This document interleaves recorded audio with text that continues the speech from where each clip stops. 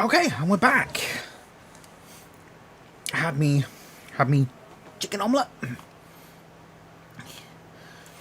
Another reason that we probably should have realised I was autistic from a young age.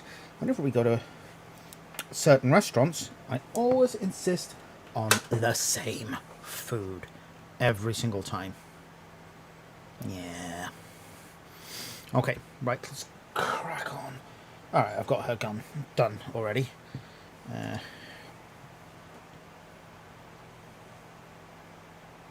Get these gun casings done, and then I'm going to wash them. Another contrast paint for this. I absolutely love contrast paints.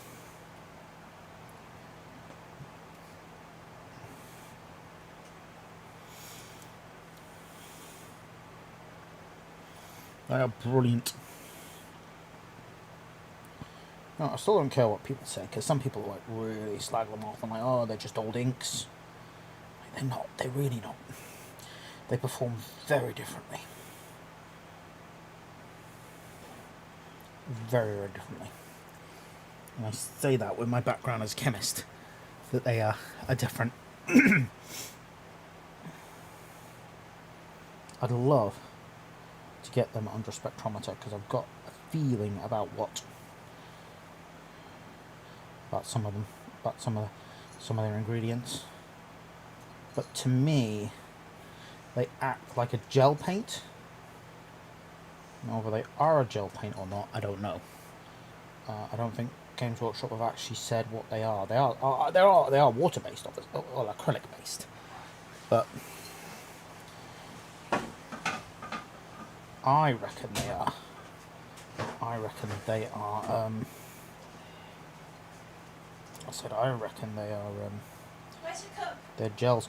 My cup is in here, Lindsay. Cup, please. My wonderful Lindsay is making me a nice new mug of tea in my Battle Bunker mug. Right. I got a message from Megan. Yep. Her hands are giving up, Yep. but she's going to set an alarm to get up nice and early to stream with you then. Alright. So Megan's going to stream. So Megan's done with us for tonight. Yeah. She has fibromyalgia and hypermobility syndrome, which basically means her joints are really sore. So she really struggles to paint for a long time, or build for a long time. Biggest issues for her are actually base painting. And she puts it, once she's got past the base painting stage, she's really good. She can manage, but we have very different painting goals because of that. See, my painting goal is to paint one more model, and at least as many models as I painted last year. Last year I painted 867 models, and this year so far, I don't know whether to be embarrassed or pleased or offended at this, but I have painted. Where is my list? I have painted 822 models so far, but I will say that 120 of those were hello Mr. B, hello Mr. Mills, Mr. Mills the Elder. Yeah, so of the 822 models I painted, 120 of them were Nighthaunt chain rasps, which were painted in a really simple battle ready. Here we shall see, love. Thank you very much. Right. I am going to go upstairs. You're going to have the bunny out. I'm going to have the rabbit out for a run. I'm going to speak to Paul. Told him I'd ring him when I was free. And play some Animal Crossing. Yep. I'm going to chillax, basically. Do you think you'll be coming down here again? Would you let me to? That'd be nice. But only if you want to. Because you said you might not sleep very much tonight. I'll see how I get on. How about I say that? No promises. Yeah. Well, it'd be nice to see you before you go to bed. I'll come down and see you before I go to bed then. Okay. Will you give me a kiss? Yeah, always. Thank you. Ian, everybody. Hello, Ian. How are you doing? Ian is a really good painter. Love his models. Oh, he's done a... Shall I do the cats when I come back? Or? Yeah, do the cats when you come back. Ian is a really amazing painter. if you have you can see some of his armies. He's part of the Dark Artisan team. Dark Artisan being him, Harry Scar, a few others, mostly Harry. But want some company for a bit? Yeah, Graham. It's always appreciated. Just give us a call, and I'll dial you in. Yeah, but Ian has painted some incredible models. You should see his amazing Nurgle Titan Force. Like, he has made, I think, basically every full-scale 28mm Titan as Nurgly themed. Oh, beautiful. I'd be so nervous about doing that to some of those models. But, man, it works.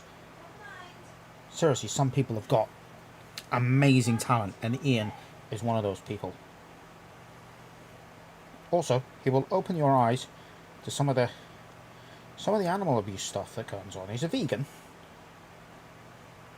and sometimes he shares posts about animal abuse, and you're like, Jesus, I didn't realise that happened, and it makes you completely rethink stuff.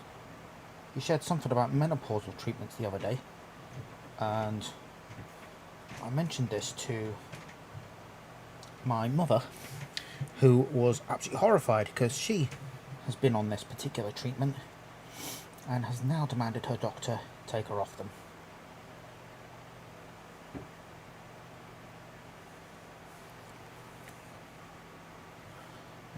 So yeah, good bloke is Ian. But check out Dark Artisan.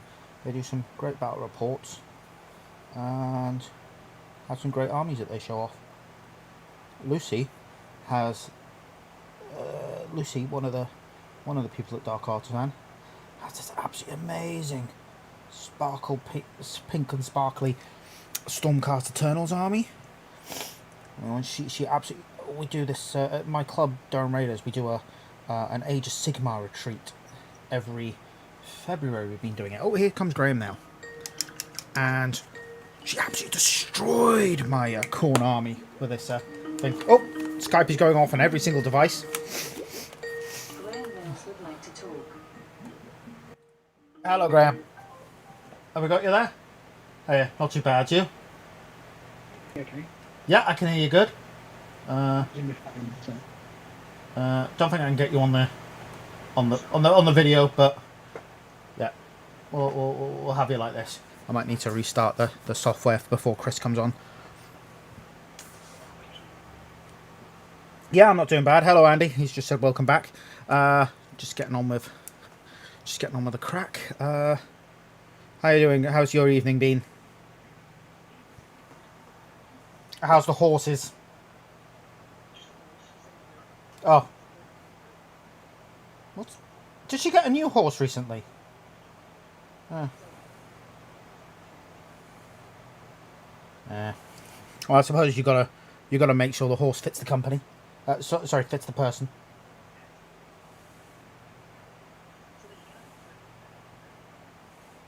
Not too bad. I think I've got the white robes are done. The reds will need some touch up because, you know, they inevitably do. But I'm working on weapons casings now. Yeah. Megan's taking a break because her hands are hurting. But she's been building good old traditional plastic land speeders.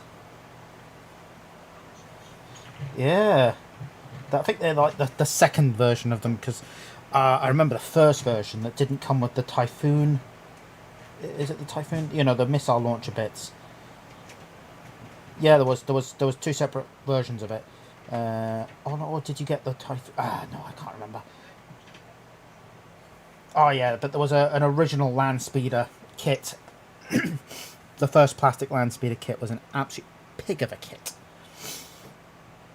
Because in beginning of 6th edition, I started Dark Angels because, well, Dark Vengeance.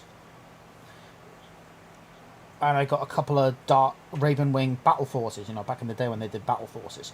And it was like 6 bikes, an attack bike, and a land speeder. But instead of having the newer land speeder kit in it, it still had the old land speeder kit in it. And I built a couple of land speeders, and then I got this old land speeder kit, and I was like, "What on earth?"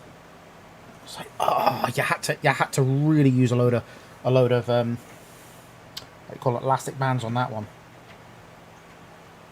It's still not as bad as the Storm Eagle kit though. A Storm Eagle kit is just...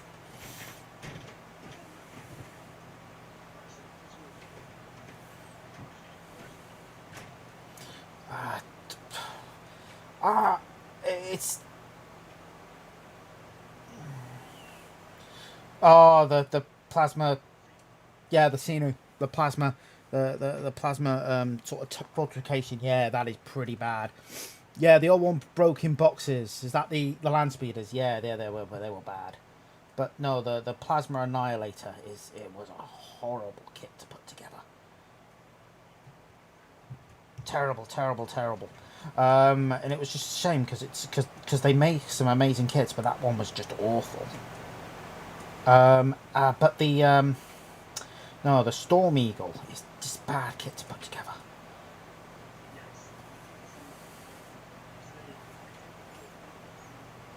Yeah, and you've got to marry that up to a very, never right. So the resin is never this. It's never what it's supposed to be out of the box. It's always slightly different because of temperature and such. It's a bit variable. But the plastic that you've got to fit it to is absolutely rigid. It never changes. That is it. It comes like that. That is what it is.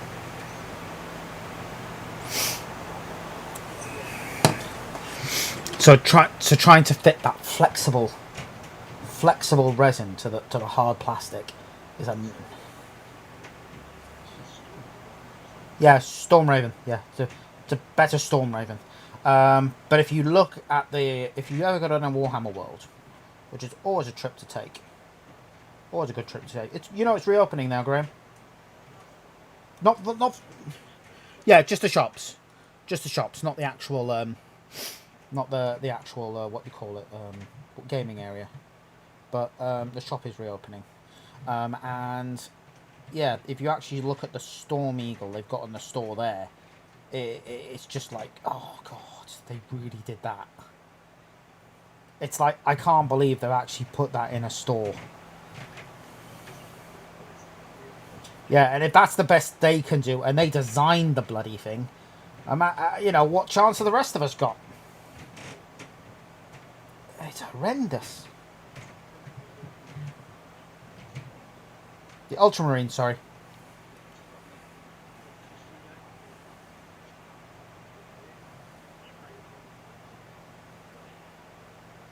Macragge Blue.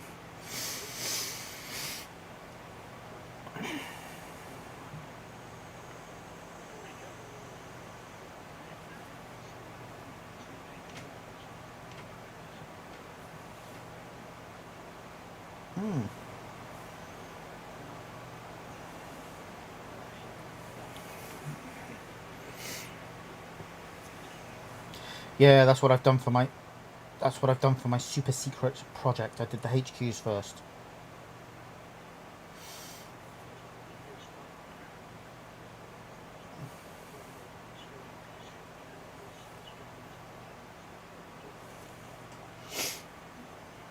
Yeah, plus it means that it's like, if it's like you've realised, actually, you know what, this isn't for me.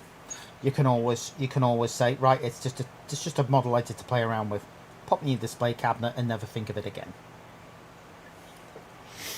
Or in some cases where I've done really badly, and it's like, oh my god, why did I even attempt this army? It's been right into the donation box you go.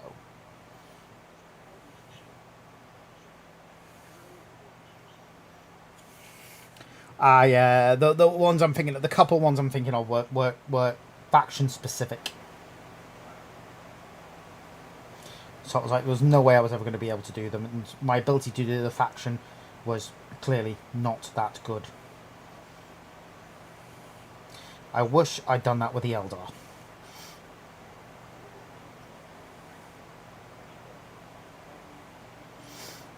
I do a wash. I use Null Oil, but some people use what's the word? Drakenhof Nightshade. Yeah, the blue wash. Others have been using a recess wash of Black Templar. That's what some people have been talking about these days. That's the contrast paint. Other people like just give it a wash of Ultramarines Blue. Again, contrast paint. But I go Nuln Oil. But that's because that's the way I've always done it. It's like that. It's that annoying thing where you're like, later on, as you start an army, and then later on they come out with a new paint that does something in a particularly better way, or you figure out a new technique for doing something else that's much better, and it's like, well, I can't exactly, can't change now. I don't want to strip the entire army.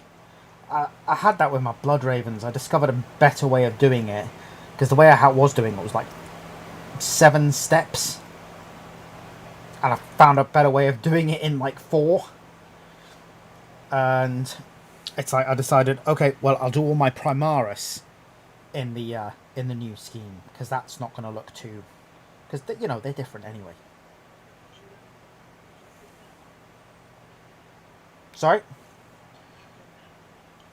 I just pop it in the recesses, and well, actually no, I'm terrible. What I do is I give the whole thing an all over wash and then tidy it up again, because I find that easier. I've got my fine control is not the best for recess shading. Oh yeah, Megan's got probably worse hand control than I do, but her recess shading is just like, it's like, wow, how do you do that? I've been doing this for years and I cannot do that without, unless it's on a vehicle.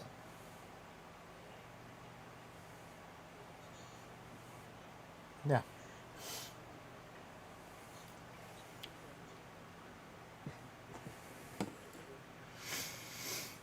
Yeah, that's what I do. And then it gets a dry brush of Calgar Blue. Yeah. I mean, I've got a 40k Ultramarines army that's one day going to get done. Mostly Primaris. And I'm going to do that a little bit differently. But with the Ultramarines, as it were, for 30k, it was like I'm doing a Legion. Right. Bloodraven Primaris stole the new kit. Yes, they did. They did. Stephen just saying Bloodraven Primaris did stole the old kit. They did steal the new kit. That's what you get for being a Blood Ravens player. You get all the jokes about thieving stuff. Which is...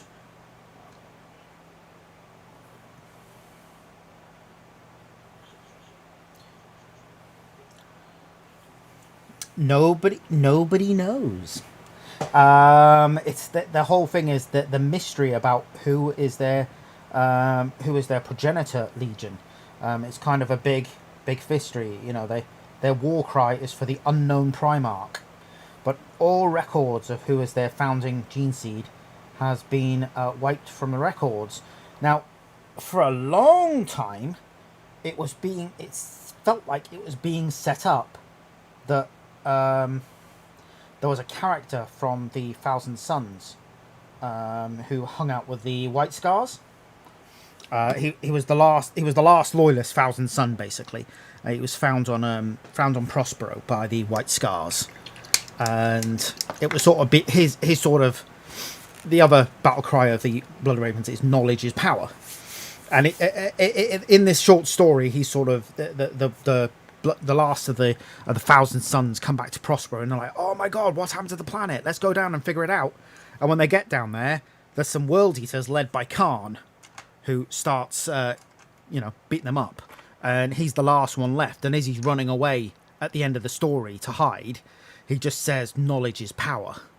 And it was sort of like, oh, because it was always a theory that the Blood Ravens were related to the Thousand Sons because they got a high level of psychers. Yeah, and then it turned out in the 40k lore, and we honestly think that Graham McNeil was setting it up so that would happen.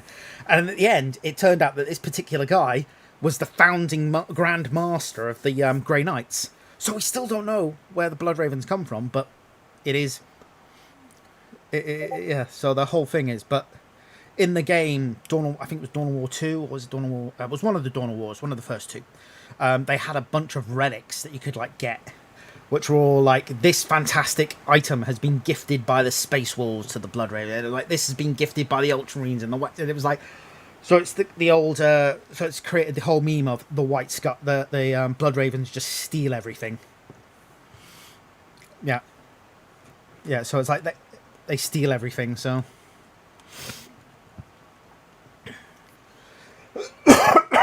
Oh, sorry. You've got to really give your washers a shake, Graham. But how are you thinning down your washers? Lamian, yeah. That's the best way. Yeah. Lamian is great for that. Mind you, I wouldn't. If I was starting my Ultramarines now, I'd probably do a test model instead of using Null. I would have considered Basilicanium Grey.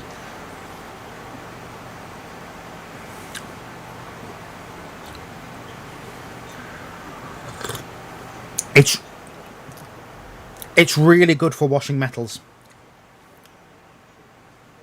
Yeah, it's really good for washing metals. It's like you do your lead belcher for your gun. Just try washing it with Basilicanium Grey, but make sure you give it a good shake. Just make sure you give it a good shake, because they really need a lot more shaking than a normal paint. Stephen Bonner says, I'm worse than you for painting, don't know the terms and tech, just kind of throw paint at minis and see what sticks. Well, as long as you have fun, that's cool. I'm a member of a few disability painting groups. I have issues, I need the painting handles, and I do struggle with fine control. And you see people in there, and there's a guy who's just put up a Dark Angels company master. Is it company master? Chapter master? The captains, the masters, or I can't remember what they're called. They played not Blood Angels, Dark Angels. With the big feather helmets. And it's, without offence to the chap, it looked like the kind of thing that a 5-year-old would paint. But he's got severe motor neuron disease. And it's like, okay, the fact that you've actually taken the guts, picked up a paintbrush, popped paint on that, and then you felt you can share it with the world. Absolutely excellent, mate. I love that. Because even if you're the worst painter in the world, putting a paintbrush to a model makes that model 150% better.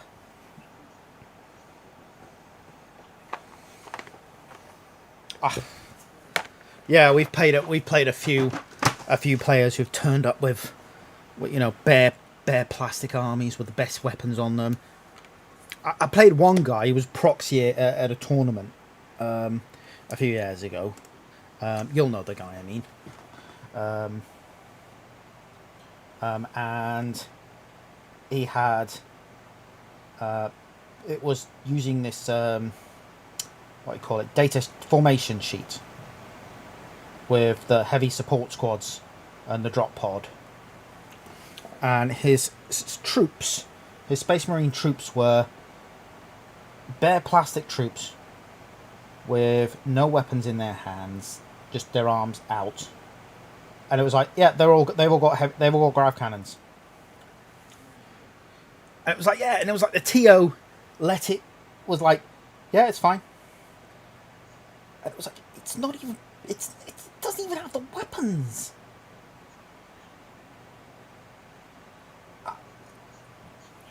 I'm not a guy who will refuse to play someone who's got an unpainted model, because I think that's just being silly. Because I've got loads of time in my life, and I would personally not take an unpainted army to an event or a tournament or anything like that, or even to a casual game. Generally, I won't. And the reason for that is that my gaming partner has come to have a good time, and I feel like I'm kind of robbing them of some of the experience if I don't put in 100% of the effort. And that's just me. But I don't expect that of other people, though, because other people don't have quite the same freedom of time I do.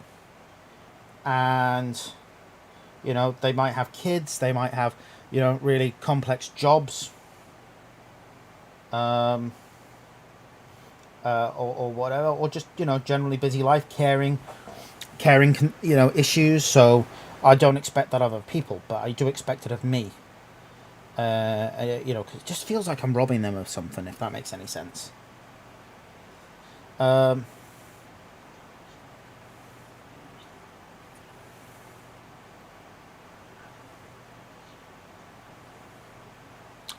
Oh yeah, your tame pro painter.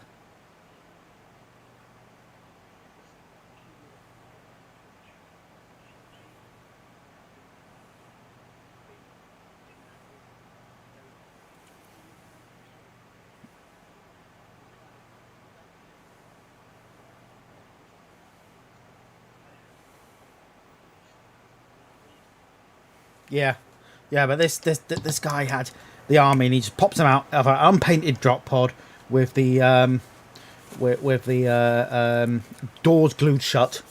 And claiming he couldn't see through them. And the and unpainted models with no weapons in their hands. Yep, that's a Devastator squad, all armed with grav cannons.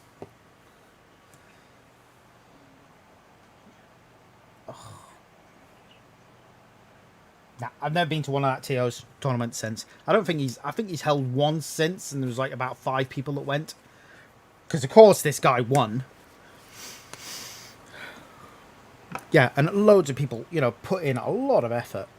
Because they did say there was a painting award, and the painting award would make a difference, and it didn't make a difference in the end. But Stephen says he managed to paint 12.5k points of white scars in 6 to 8 months for last year's events. You absolute nutter! I don't enjoy painting, but enjoy the end result, and I've only played it painted in 30k. Even painted up a new 3k white scars force for my first Scott Heresy event. Yeah. Yeah, that's good. That's good, man. That's class, man. Heresy Scott do run some amazing events. But Jesus Christ, 12,500 points of white scars.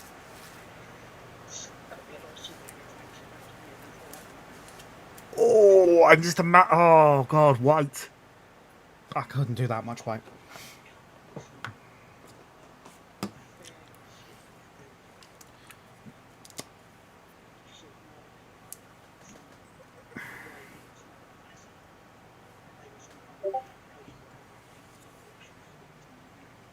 I keep hearing, Pete Rees and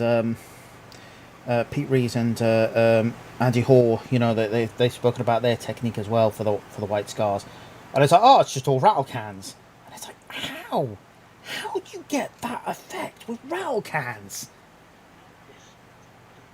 They talk about their technique, and it's like, it's literally all rattle cans.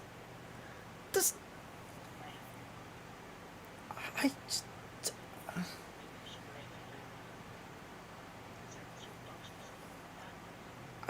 think it was like, it's something like you do it grey, and then when the grey is still wet, you do it white or something, and then it's like, what? And it's like, oh, you have to do it from certain angles, and it's like, this sounds like witchcraft.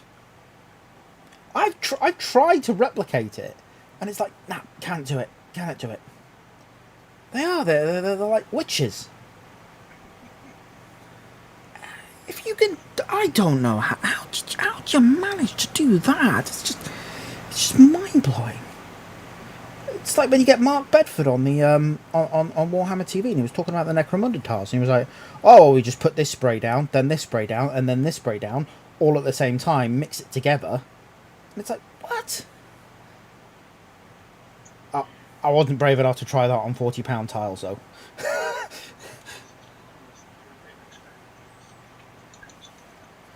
Yeah. But these are like proper high end painters.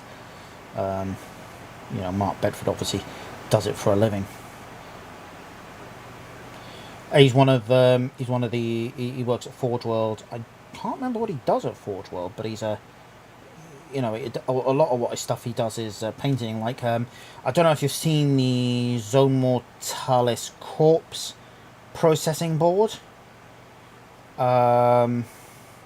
It was in White Dwarf. It was on Warhammer TV. I'll have to find it somewhere for you. It was in White Dwarf, I think, when Dark Uprising came out, and it's like he's taken a what do you call it? Do you know the Chaos Space Marine bit of scenery, like the Stargate? Yeah, he's taken a couple of them, and he's put them into like a vat, and it's like, right, that's your corpse grinder, and he's got a bunch of skeletons, and he's filled it with blood and gore and oohoo glue, and it's like based around this board for Dark Uprising that they're fighting on in Zone Mortalis, which is, yeah, it's a conveyor belt that shoves all these bits of dead body into it, that chops them up to make thing, and it's like, he's an absolute genius when it comes to that stuff. He's also done a couple of painting guides for Heresy in White Dwarf in the past. He did one, I think it was last year, just before the new paint range launched, which covered a few of the legions, and it was fairly interesting because obviously it was like just before the new paint scheme, and I'm not sure if it was a filler piece, but it was like, I wish you had waited a couple of months of this article so we could see what you do with a dedicated paint range. Yeah, it's one of those things that. Sorry. Oh, Cronus Blue, yeah, that Calgar Blue is the Calgar Blue is the layer paint. Cronus Blue, Sergeant Cronus. That's the dry paint. Yeah, it's a good paint. That is. Dry paints are pretty good. But as I was saying earlier, I got a tip off Peachy, off the Hangout and Hobby, which I've been trying, and I found that it actually works really, really well. When you're dry brushing with a layer paint, if you have the air version of that layer paint, try that instead. Because even though it's wetter, more thinned down, it's actually a lot better as a dry brushing paint. Which,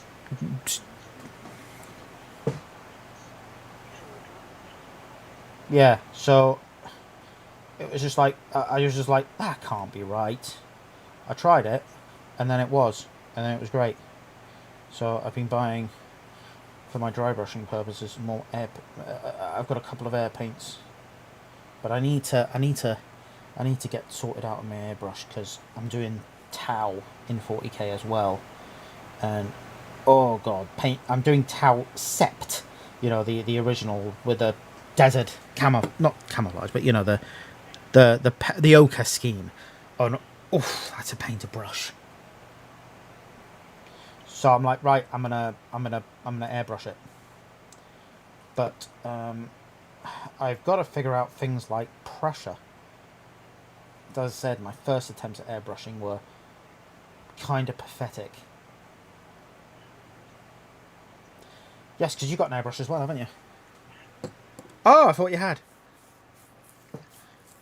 Yeah, I got the kit. I just don't have the. So I said many times, I had an Iwata Neo paintbrush, which a lot of people recommended me. But you know what? I managed to destroy it. And Iwata asked, "Can we see this airbrush?" When I contacted them for right, what spare parts do I need to fix this? And they asked me to send it in. I sent it in. They were like, "We're going to send you a refund." I was like, "Oh, okay." I was like, was it that bad? And it was like, yeah, they were like, it's bad. Couldn't repair the brush. There was nothing I could do. And I have no idea how I did it to this day, because I wish I had it back. So I could show Rob, because he's just incredulous. How did I ruin an airbrush that badly? I think it was just... It was one of those gung-ho things. I'm like, right, I'm going to do some airbrushing. And I went out and got an airbrush and didn't really... And only took the most cursory of tuition videos, and I didn't really get beyond much of priming models. But it was actually really helpful for priming models.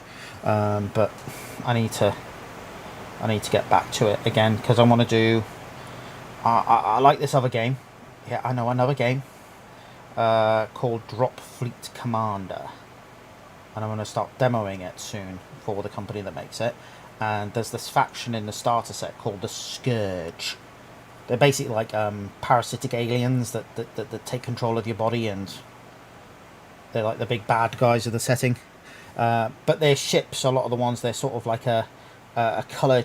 It's like green to purple metallic scheme. Yeah, I want to get some colour shift paints on it, and I found and everyone says, you know, the best way to use your colour shifts is with an airbrush. So I specifically got a cheap airbrush to do that. Well, I'm going to mute this chat for now. Mute conversation for the next 24 hours. Because they're clearly having a drink. Which means no doubt I will get pictures of boobs. Some friends, some other Warhammery friends, Age of Sigmar ones. They're clearly having a drink, so they've started sending pictures of boobs. I know. Like, I like a good boob as much as the next one, but you open up your message and they're like, okay, yeah, there's a pair of boobs. Sometimes it's welcome, but you know, if Lindsay's watching over my shoulder.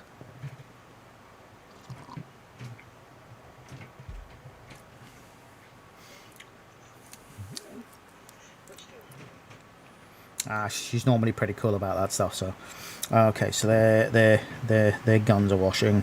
Right, what to do now? I'm gonna start on.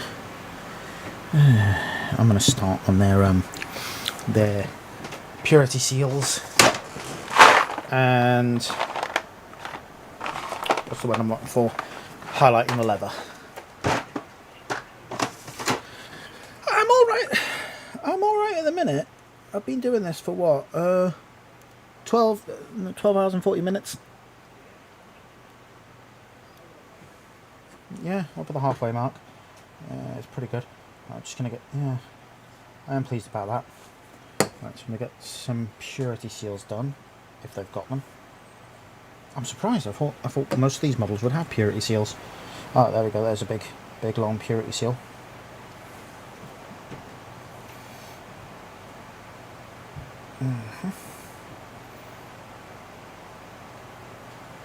So what's attracted you to Necrons then, Graham?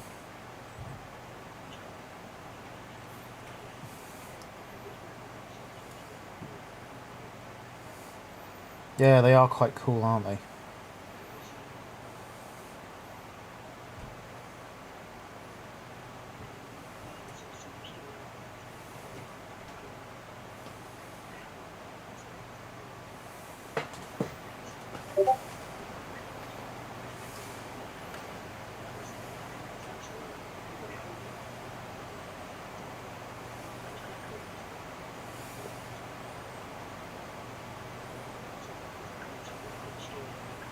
Yeah, I know. I remember, you know, I was roughly 40k adjacent at the time Necrons were introduced. You know, I wasn't in the hobby, but still buying White Dwarf and stuff.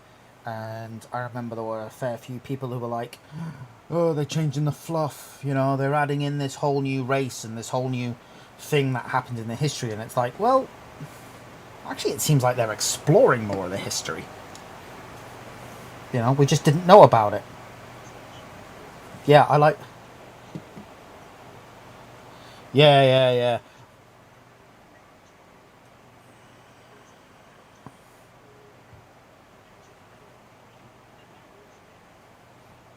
Enslavers. Yeah. There's a... Yeah, and it's just like that whole... and the bargain with the Satan that the Silent King made. I like that. Stephen Bonner has tagged me in a post. I have to have a look at that, because it might be... I know Stephen has won a prize, but... No, Stephen Bennett has won a prize. He hasn't got in contact with me yet.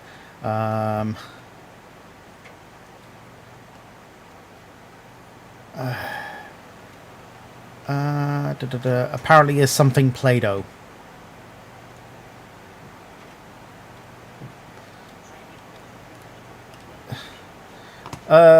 So we've got 1, 2, 3, 1, 2. Right, we've given away 7, but only 3 have been claimed right now. So there's that. So that's going to be fun. I hope they claim them. I couldn't find Stephen Bennett's name on Facebook, so I'll have to figure out where he's from. I think maybe he's in the Titanicus group. I'll have a look because it was shared in there. Anthony has asked for a second prize. It was weird. The fourth prize winner was the same as the sixth prize winner, and the fifth prize winner was the same as the seventh prize winner. Yeah, it was sort of like, so they've won 2 prizes each. Anthony has asked for a model that he can convert into Dark Mechanicum, and I've suggested the Nighthaunt Tomb Banshee. Nighthaunt, how to describe it? It's like a spirit reaching out. Really cool. I think that might work for that. It is probably time to do another draw. We'll do one at We'll do it at 11. We'll do another draw at 11. I'm going to check the... I'm going to be thingy about... I keep checking this. I shouldn't tempt fate. Oh, we're at 350 quid still. For some reason, Just Giving says that's 174% of my target rather than 175. It's a bit... Alright, no, it's 100 and... It's 175. Give me that 1%. Yeah, so Pedro Rascal, he hasn't claimed. I got a feeling some of the names they've given me are fake names in the charity thing, so it's like, how do I give you a prize if you're doing a thing?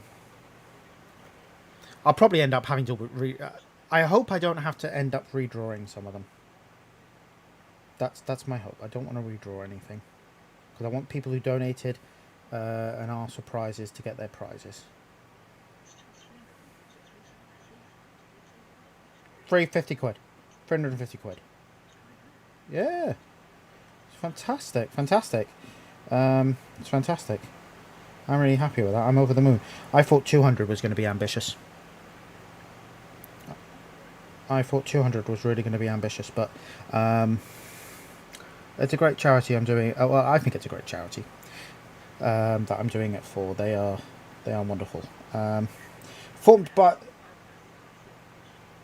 Go on.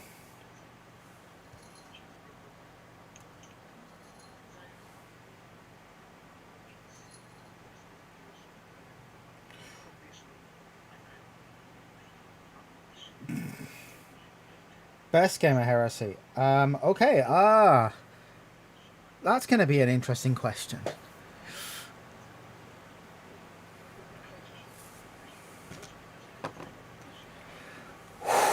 Best game of Heresy. This is a difficult one. I'm going to tell you now. I'm actually going to tell you my best game of 40k. And then I'll tell you my best game of Heresy. Because my best game of 40k is easier. Do you remember the old Warhammer Club? In Sunderland. Warhammer. WOOR. Really nice club. Andy and Richard, who ran it, were really awesome guys. And it was fantastic. And they ran a... Sorry? Yes, it was where we met. And they ran a tournament. Was it Sunderland Slaughter? Something like that. And it was run by Johnny. And he said, let's just let everything in. It was around the time that Escalation came out. And he said, let's have the super heavies in. And I was like, I'm bringing me Orc Stomper. And it was, he set up a group chat, and I was like, yeah, I'm proper. I'm gonna pop in me Stomper. Here's my list. You know, that's what I'm bringing, because I thought I'd warn people, because people were very reluctant about the super heavies. They were like, super heavies, that's a bit much, isn't it? And I played Mr. Hayes. Sorry, Barry. Not allowed to say his Barry. I played him in my first game. I think he grudged me. But his list was perfectly, I say perfectly designed to counter mine. Because no, it was Drop Pod Space Walls. It was Drop Pod Space Walls, Ragnar Blackmane, great company. Although I don't think the Blackmane company had great. It was before Formations and all that, so it wasn't quite that bad. It wasn't as bad as it eventually got in 7th edition, but this was 6th edition actually. And he basically landed his first turn. He landed all these drop pods around me. Out jumps a bunch of space walls with combi melters and melter guns and stuff, and they take my stomper. Right. So basically, the first turn is mine. Well, he wins the draw and says I can deploy first. So mine is the first turn. So first turn, he's an all drop pod army. I am literally doing nothing. I am doing absolutely bottle. I am just wandering around the board. Most of my army is deployed within the stomper and around, and then put up a pic of my 30k militia. Yeah, Steve, put up a picture of you. Put up a picture. It'd be great. Are you on? Is that what you've put on? Oh yeah. Publishing. It's published on Edge of Empire. Can I see this? Isn't designed for heresy yet. You put it on Edge of Empire. You put a test image of a militia model. Ooh, that is nice. I like that, Graham. You should have a look at that. Yeah, you should have a look at that. You should have a look at that in a bit when you get a chance. It's like, yeah, I don't know where that model's come. It looks really old school. I like it. That's really nice. I do like that. That's kind of funky. But yeah, so Scott drops his entire list on his turn 1. So I've done nothing. Then he drops the whole thing around, and basically takes my stomper down to 1 hull point. And then you get, I take a second round. My big mech, repairs 1 hull point on the stomper. My shooters get out, kill some of his space wolves, and then the rest of his drop pods come down, and my stomper explodes. Now this is the day when you had the big dustbin lid template. Yeah. Oh, that was one. I really missed that template. It was fantastic. But it was like, put it down, roll the results on the table. And I was like, oh, right, that's not good, is it? So pretty much every single one of my models was destroyed. All but 2 of his infantry were destroyed. And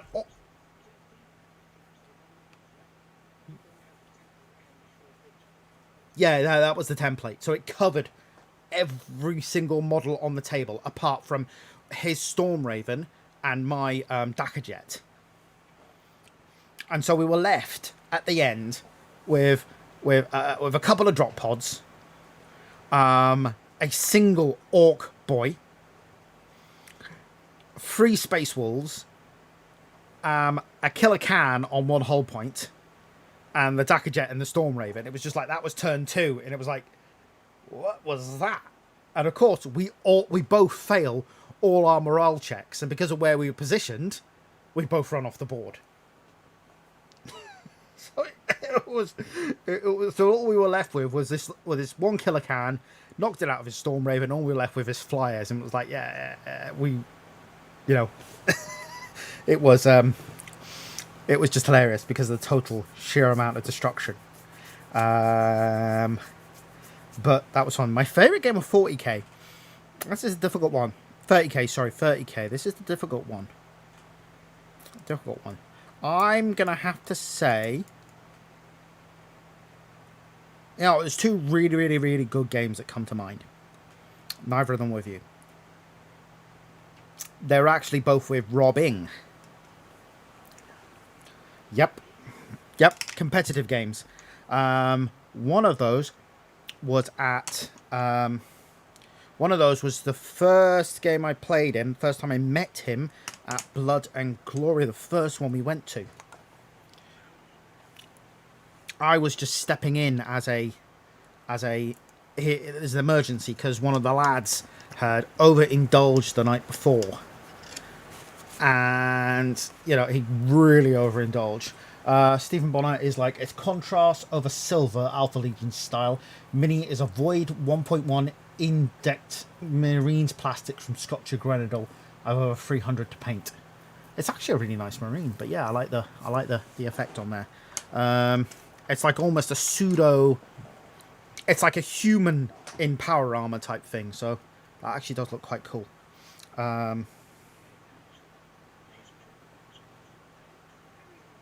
It looks old school science fiction, and I think that's why I like it so much, because it does have that, it invokes that whole that old school kind of Rogue Trader-esque feel. That's what. Michael, do you have a Oh, just like I've got Lindsay just announced something.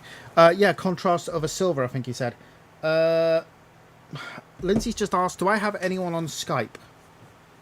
I do. I think. Are you coming through? Oh,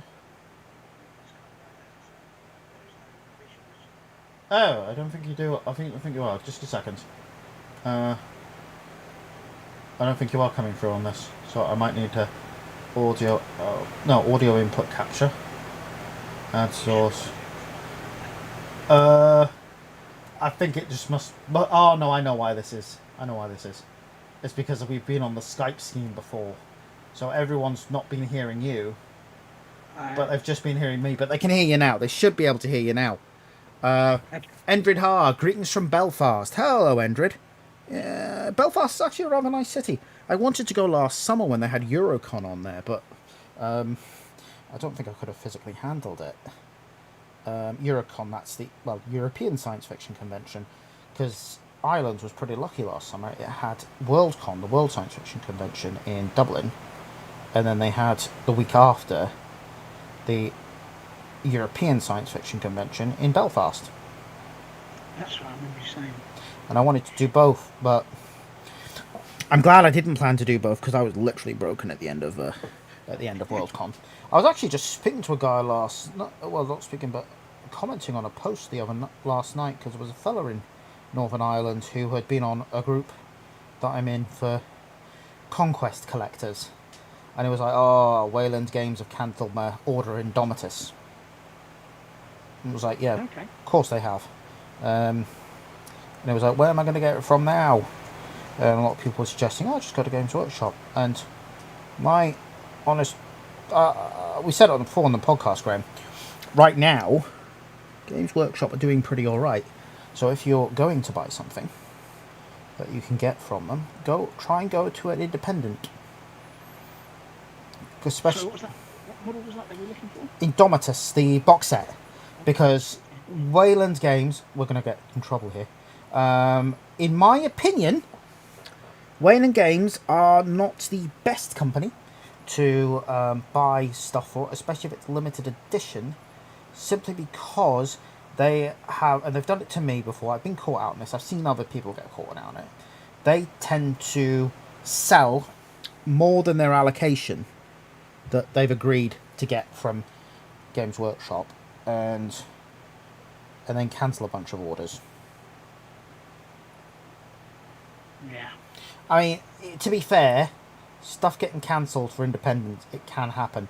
It's happened to me before with others, like Element, but it's a pattern you see with Wayland. Careful. Yeah, I'll be careful. It's a pattern I've noticed with that particular company. Anyway, so I would say, if you want limited edition stuff, always try your local independent. And I ended up, because I did spend a bit of time in Northern Ireland at one point. Like very little time. And I know a few local friendly gaming stores, so I was ending up recommending to someone from Northern Ireland, hey, I don't live in your province, but here is a few things. Well, you're more than welcome. Small heresy scene here. Yeah. You don't see much of heresy from Northern Ireland. You don't see much of Warhammer from Northern Ireland. But I know there's a big. I know there are a lot of players there because Beasts of, the old Beasts of War on tabletop. They're based in Northern Ireland. They got a gaming centre there. I mean, there was one place I remember encountering where finding Warhammer was an airsoft centre. Okay, that's interesting. Just over the border, and it was just I can't even remember why I was. Well, it was to do some air. It was the guy I was with wanted some airsoft stuff, and it was just like, wow, this is a huge amount of Warhammer stuff. Cool. And the guys there were really friendly about it. Very good. So. Yeah. Best games of Heresy. Michael, is this the one on stream with you? Because I can only hear you. Apparently they can only hear me. I'm just going to double check the audio input capture. Where is the software that is doing this? Lindsay Laptop. Bob Mongoose. Okay, can you speak for a minute, Graham? Yeah, no. Right. So, hopefully, Lindsay, if you let me know if you can hear him now. Thank you for the compliment, sir. Put up the 300 built and converted. I've just heard what I think was Graham. Lindsay says she's just heard what she thinks was Graham. Hello, Lindsay. Hello. Yeah. She can hear me. I think she can hear you. Bit annoying that. But okay, best game of Heresy. Yes. Robbing. 2 games. First one was at Company Legends. I was in a standby. It was the first time I'd ever met him in person. First, because I met him previously online when we were talking about the... More Graham, less Michael. Did you hear that? More Graham, less Michael. Okay, right. I've asked Michael a question. Go on. So robbing, it was Blood and Glory, the first one we went to. Yeah, there were two games of this, and it was just sort of... Did we... The first Blood and Glory, was that before we did the club? No, we were doing the podcast at that time. Okay. But it was literally... We had such a good time with Chris and the 3 of us. That's right, yes. That we were like, we should ask Chris to join the podcast. Yes. And I was sort of saying to Lindsay, I really want to ask Chris to join the podcast. And then you mentioned, should we have Chris on the next show? Because it was fun to work with. And then it suddenly the conversation was like, yeah, we're having Chris on the show. It was great. And that was perfect. That was the day the podcast got good. Yeah, whatever. Warhammer and 40k and AOS is big, but for Heresy it's small. I always have to go to Warhammer World or Heresy retailers to get weekenders to get games. Yeah. If you're stuck in an area where it's not big, and I can't imagine the scene is particularly big. Stephen Bonner has got it in 1. Survivors of the Dark Age, techie weapons. Yeah, fantastic. Yes, so robbing, and the game was he was playing his Space Wolf. The list with the 2 Spartans full of the rampaging. It's classic. So this classic list with full of the best troop choice bar the thralls in the game. Yep. Which is the Grey Slayers, Grey Hunters, whatever. They're all Yep. Really, really, really good. But it was I had brought a list. I just brought some models because Greg had been like, no, bring some models. We might need them just in case. Just bring some models. I was like, no, I'm not going to play. I'm just going to help you out. And I ended up paying a game, 2 games, and it was sort of like, okay, I'll just pull some models out and get whatever. And honestly, I was just completely outmatched. Was it Ultramarines or was it? It was Ultramarines. Mm. It was Ultramarines, and I put them on the board, and I literally removed them. And he was like, "This isn't going to be much of a game, is it? How about we introduce a rule by every time I destroy one of your units, you get to bring something else out of the bag because Gulliman is a strategic master." I was like, alright. I was like, I still get more victory points, and I was like, fair enough. I've lost the game anyway. Yeah. And it was just sort of like that. It was just sort of like that thought that he has this really horrible list that's gonna destroy me, and me going, oh, I'm just removing my models. And I think you could see that it was sort of like a bit, for me, It was sort of like thingy. And he immediately went, right, let's change this up. Let's make this fun for both of us. It's good, isn't it? And I like that. And it really, really, really was one of the best games of Heresy I've ever had. Simply because that. The second one was one where I beat him. I took my word bearers to the London GT. That event that shall not be named. Yes. And he had his Space Wars, and we both had glaives. He had a lightning, and I had a Xiphon, and we were quite evenly matched. But it was really, really close. As in, it came down to literally the last dice roll. It was me getting on an objective. Oh, that's always a classic way. Those are the great games. You know, when it's the last sort of throw of the dice kind of thing. If I had rolled one less on the dice for that run move, I would have lost the game. Yeah, wow, that is awesome. But getting onto that objective won me the game, and it was just yeah, that was fantastic. That was a really good game, and it was fun because, you know, we had reasonably matched armies in terms of what we had. Like, we both had a glaive. We both had pretty good fighters. Aircraft, because obviously the glaive is the lightning and the Xiphon I find to be reasonably similar. Quite well matched, aren't they? Yeah.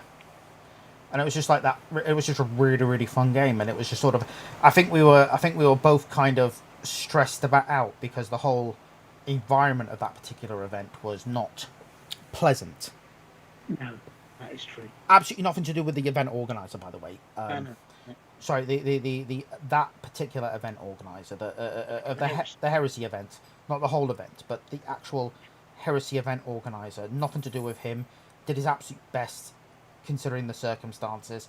It was just a bit of a bad venue. I'm not going to spend the stream slagging off because I think people know my feelings on the London GT by now. But it was a lot of fun. I should probably go back and have a look at that, see if anybody's commenting on the video on Facebook, because I can't see otherwise. No one so far. But yeah, those were my best games of Heresy, both of robbing. They were both for the good reasons of Rob was just an all-round decent chap. What about you? What are your best? So I'm going to use two as well, right? So one was for different reasons, really. So the game that I kind of, if I think about all the games of Heresy that I've played, and you know, probably once a week or probably once every 2 weeks for the last X years, I think the game that really sticks in my mind was the game against Pete Reese's White Scars with my Armoured Breakthrough.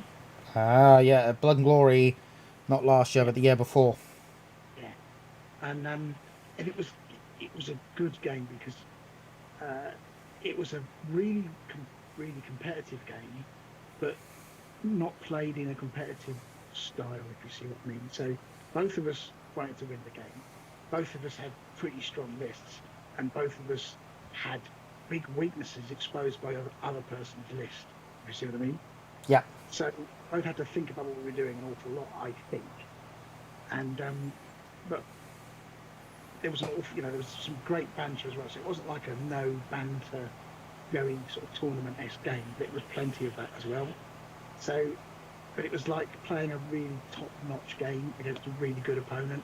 So you had, for me, it was the best of both worlds. For me, it was like all of the sort of tactical thinking that I like in the game, plus playing it with a very good opponent who also is very good at the game, but is also a human being to have a great laugh with. Yeah, that's what you want. I think that was for me an absolute standout game because I lost it, but I had to work really hard just to kind of keep in the game, and it could have gone either way, I think, a couple of times. But he had a White Scars list with all the bikes, and he had outflanking javelins and the things that I always remember about in the podcast. Yeah.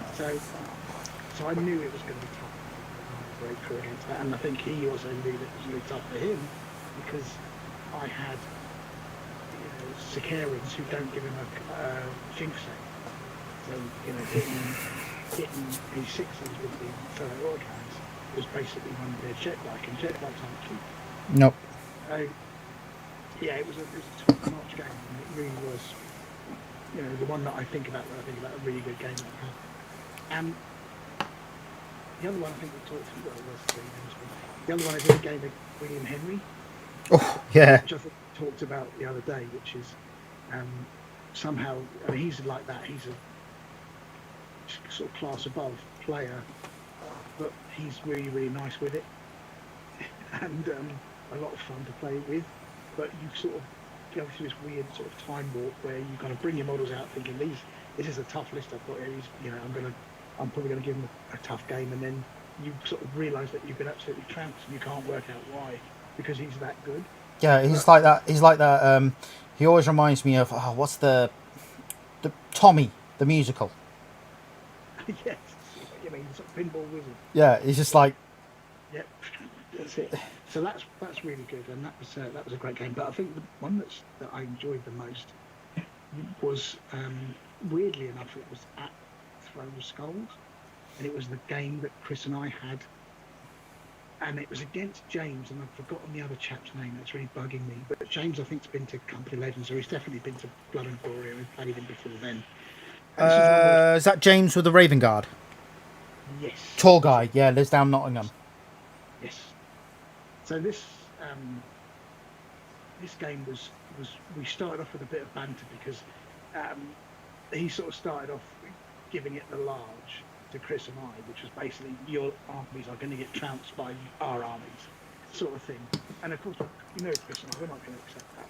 Nope. So we kind of started to wind him up a little bit, and yeah, and he got quite wound up when things didn't go his way to start.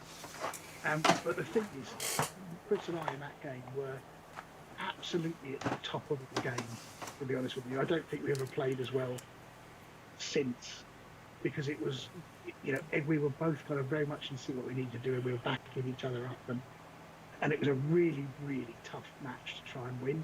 And I think we lost it by 1 victory point in the end, and it was just like the other guy's army, because we kind of pretty much wiped out James's army. The other guy's army managed to sort of hold the objectives and stuff.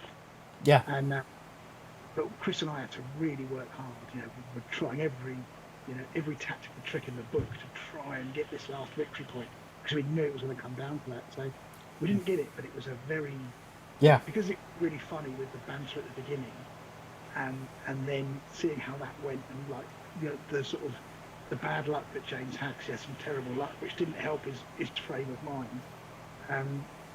But yeah, they eventually won. Yeah. Tough ass. That was an interesting weekend. Yeah, I mean, on the face of it, we were very lucky, I think, in the draw of the people that we got, because I didn't have a bad game.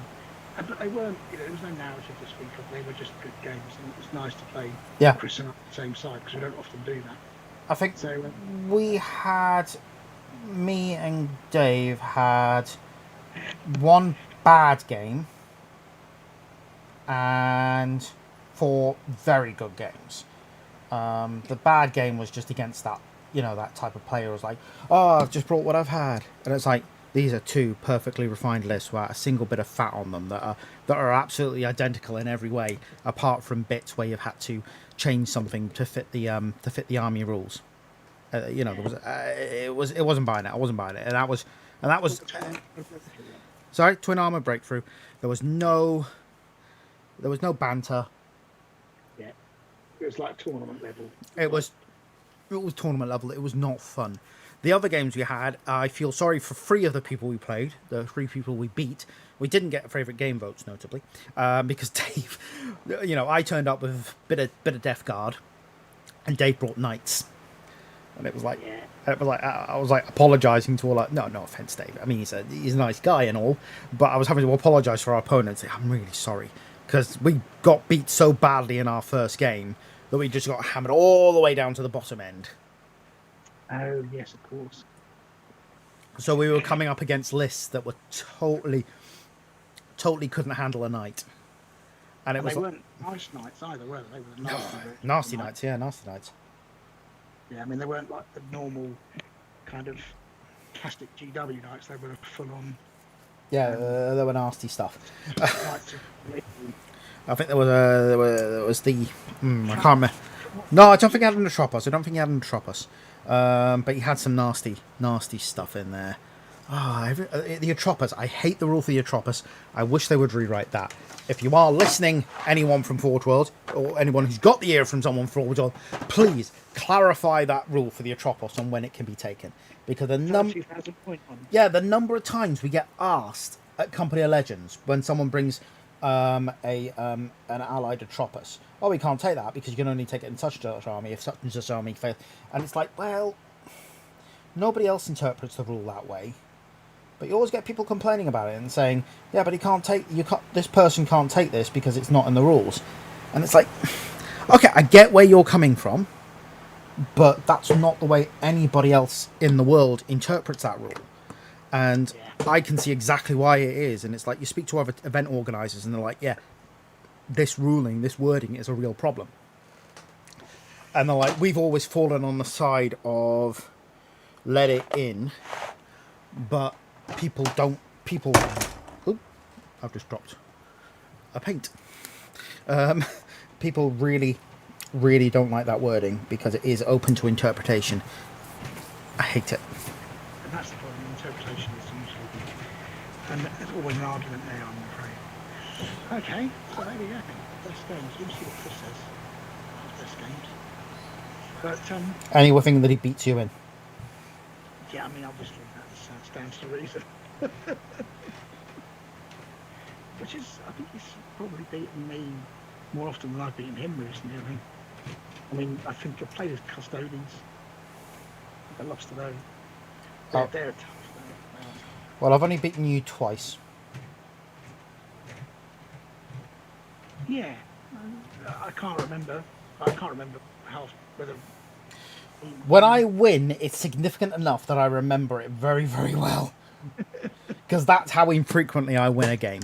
But yeah, one of those. I can't remember the first time I beat you. No, actually, I think I've beaten you 3 times. Or did I?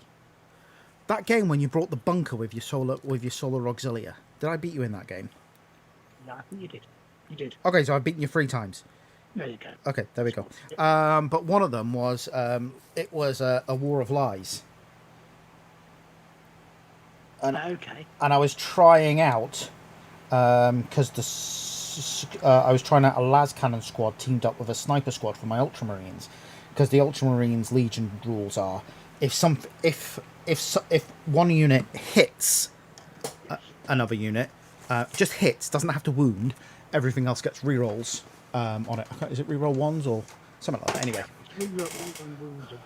Yeah, and it was brilliant for my las cannons. I took out a couple of your tanks using that, which was wonderful for me, because you were bringing armor breakthrough, and I had very little to take care of it, and I managed to win that game on War of Lies because you rolled 2 6s. Classic me. And I rolled for all the extra points, and it was like, yeah, I shouldn't have won that, but hey, it all counts. It all counts. But you were quite clear at the time, I'm taking the moral victory. Makes a nice change. But I was like, yeah, I'm actually taking the actual victory here. Totally are. That's right, I remember that game. Yeah, it was the old battle bunker. Oh yes, the one. But it used to be the carpet shop. That one. Or was it next? The one opposite McDonald's. Yeah, the one opposite McDonald's. Yeah, it's got a much better one now, I think. I've looked at the pictures. I've not been there obviously since lockdown started. But Oh yeah, it's really nice now. The shop is much better. Got a nice little painting area. It's all obviously COVID secure. It's fantastic, and honestly, he's taking the COVID stuff really seriously, because I think a lot of people. I think there was a general fear amongst a lot of people. Are people going to open up stores like Battle Bunker just because they have to for financial reasons? And he's, fair play to Joss. If he had to open for financial reasons, absolutely no problem. But he's taken it really, really super seriously. Both times I've been there, he's had to tell people off for being too close to each other. okay, nice. So he's not afraid to tell people off. Yeah. I mean, the Sunday I went, he was like, right, this is your so much warning. If I have to tell you again, you've got to go. Yeah. So he's proper taking it seriously. You know, there's hand wash as soon as you get in the door. You've got to put your bags down. You've got to. There's a proper secure system. Nice. I think he's even because he doesn't have to because it's a shop. But I think for restaurants and stuff, they have to take your contact details. I don't. That's right. In case. Yeah. In case you can, I don't think shops have to, although someone might correct me on that one. But he is taking details of people who game there, not people who shop there. But yeah. I think he knows us anyway. It's a good idea. But yeah, so I've seen it. It looks nice, and like I say, spread the tables out. So I'm assuming that once this changes, you'll be able to move some more in. But it looks really nice. And Yeah, he's cut the tables down to about a third of what he would normally fit in there. right, blimey. He's opened up the upstairs again. If we do Heresy Bunker, when we do Heresy Bunker, we should ask about putting it upstairs Okay. when we get Heresy Bunker back, Yeah. because that's like an almost private area. Yeah, I'm with you. Unless we want to be downstairs to like show off Heresy models, but I don't know about you, but I always feel funny about playing sometimes with my Heresy models in independent stores, because it's like, here are all these awesome models, and if people see it, it's like, oh, what game is this? What model is this? Oh, it's Heresy. Oh, where do I get this Sakaran? Forge World Direct. And it almost feels like... I know what you mean. Yeah. I Yeah. know that. Keep I guess I kind of always, whenever I go there, I always try and buy something. Yeah, me too. Even if it's only a few paints. I mean, I popped in there last... Things I get there. Yeah, popped in there last night for a couple of paints I needed. Although I forgot one of the ones I wanted. It's not one of the ones I needed, mind, but it's one of the ones I wanted. Because I keep getting Nikki's, doing Nikki's deathcore. It's sort of giving me, it's sort of like one day I will do my deathcore, because I've got a deathcore army in bags somewhere, and I'm like, I know which room it's in. Good start. I know which room it's in, because all my Warhammer supplies got shoved in boxes and shoved in a room if I'm not immediately using them, and I know which room it's in. But I do have an F-core, and I'm doing Nikki's has really got me inspired. I've just got to figure out what style I want to go for, but I definitely want to do it so it can be used in 30k as militia as well. Oh yeah. That's all right. So I definitely want to do it as militia as well. So it's just a case of how do I theme it? Do I do tanks, or do I do a siege army? Yeah, I mean, I think it depends, because the models are so expensive. I mean, I think the infantry models, Deathcore Group, look spectacularly good. They do look the business. Yeah. Some of the units are really nice as well. The commanders are really nice. When I've got one for my militia, I like them so much, and I got the artillerymen. Because I needed some rapier batteries for my Soul Auxiliary, but they don't make them for Soul Auxiliary anymore. So I managed to get the Space Marine crew and the what they're called, the actual rapier batteries themselves. I just took the Space Marines off and put the Deathcore Krieg artillerymen on them, and just use them from a solar auxiliary. They're sufficiently different from a kind of militia force that's just like, well, they're kind of like an artillery battery attached to I definitely want to get the Deathcore done at some point, but I keep thinking, I was thinking over it the other night, how do I do the Deathcore but do it differently from Nikki's? Because I've just spent ages doing ones based around, the Fang and that I can't remember which regiment is 143rd from the Vrax book anyway, sort of the blue, like almost like French. Yes. Yeah, I know what you mean. Sort of First World War French armour colour. Yeah. That I spent ages doing an army in that colour for Nikki. Yeah. So I'm like, I want to do something different, and I'm more thinking like an almost German field green. Yeah, and they all. would lend themselves to that almost military scale modding look, wouldn't they? Like a really drab Yeah.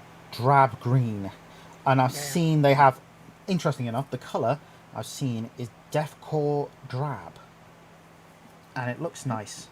And I'm just figuring out, how would I go about highlighting and thinking that? So far I've got myself up to, I'm going to wash it with Militarum Green. Why am I trying to wash Tank Track? So a flipping small layer brush. Because you've been doing it for 13 hours, that's why.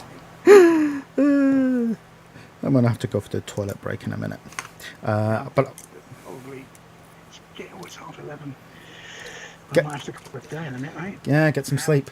Yeah, so I've got the I've got the idea of doing this Deathcore Drab and Washington Militarium Green. I'm just trying to figure out what to highlight it with. And probably some like really maybe grey trousers.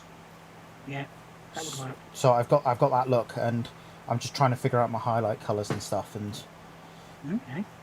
it's a little bit more difficult because I'm like one of these people, unless I want to see someone else has tried this or someone else has suggested something. I'm really bad at having confidence in my own ability to come up with a colour scheme. yeah, because I'm like, I got no idea what the colour wheel. I was crap at art at school. Yeah, I have the same problem actually, but often. I mean, it's not too bad with things like ultramarines because they're blue, but just getting the blue right took me quite a long time. Yeah, I mean, ultramarines are easy because obviously they are perfectly designed in the colour wheel. Yes. Which Yeah. I suppose is kind of the point. Yeah. But yeah, I definitely want to do it in a different way to what I've done Nikki's, because I've been doing Nikki's and I love it. And I'm like, if I hadn't been doing that for Nikki, I'd probably do something very similar to that. But maybe you should focus on something like Flames of War colours and see if oh you can yeah, an equivalent colour scheme. yeah. Games Workshop range, if you see what I mean, Ladies Army Paints or something. Yeah, well, I mean, I do stick to the Games Workshop range generally. I know people are like, oh, why aren't you trying this range? Why aren't you trying this range? And I'll tell you why the reason I stick to the Games Workshop range. Because there are I've counted them, there's about 35 shops within about an hour's bus journey of me that I can go and grab pretty much any Citadel colour I want. There are 2 near me that stock a range of anything else. And only one of them has a reasonably complete range. And not always has it in. I'm trying to think, what's the second one? So the first one was, Boys. yeah. Okay, the other one's the Model Centre, isn't it? Yeah, Model Centre, and even then they're not the greatest number of paints. Anyway, right. They've got a billion paints. I mean, They I'm do, but they don't always have the complete range in. Okay. It was like, I mean, they have some weird ranges that I've never seen before in my life. oh yeah, they do. There are some range ranges. It's like, and They carry the Tamiya range, but Yeah. I don't like using Tamiya paints. I don't know if you've ever tried them. nah, not a fan. Bob loves them. Not a fan, but it's dependent on your style. Everyone likes different types of paints, but it's like he doesn't sell Microsoft and Microsol. He sells Mr. Mark Softer Neo. And it's like, that's a whole new product. I had to learn a whole new way to do it because everywhere else that sells Microsol and Microset locally is closed down. So, and I'm like, for some reason during the pandemic, getting it off eBay or Amazon has proved very difficult. Anyway, I will let you go to bed. I am going to go to the loo. Right. And I will speak to you later, Graham. You will. And- I think it should be on in about an hour, I guess, maybe Yep. a little bit less. I'll find Yep. out where he is. All right. And I'll catch up with you tomorrow. Good luck with the rest of it, mate. And I'll try and get on before you finish at 10 tomorrow morning. Yeah, no problem. Speak to you later, Graham. All right, you take Bye. it easy, my friend. Bye-bye. Right, I will be right back.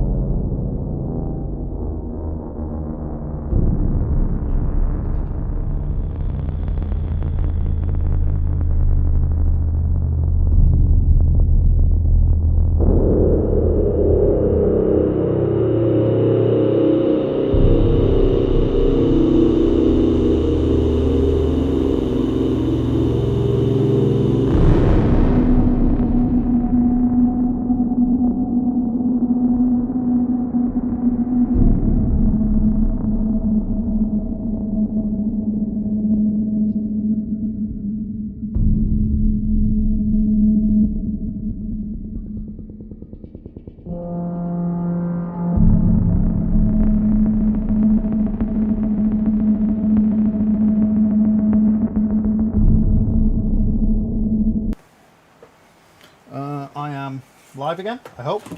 Just open up Streamlabs so I can see it. Yep, live again. Right, okay. Keep going, keep going. It is... I've been doing this for 13.5 hours now. Let's take stock of where we are. What I need to do right now. Okay, so he's coming along. He's going to be the first to get done. Right, I am going to do the Corax White on the flames. I'm going to start the flames, get the flames started.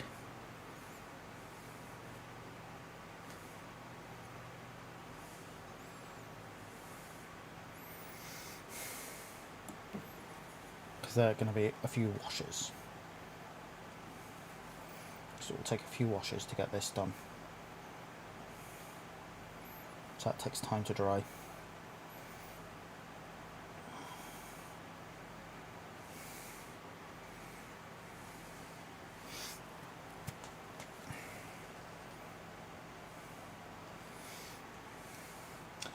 Takes time.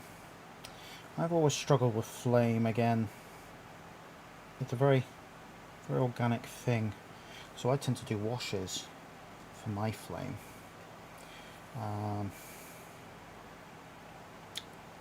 Who was it that tried to...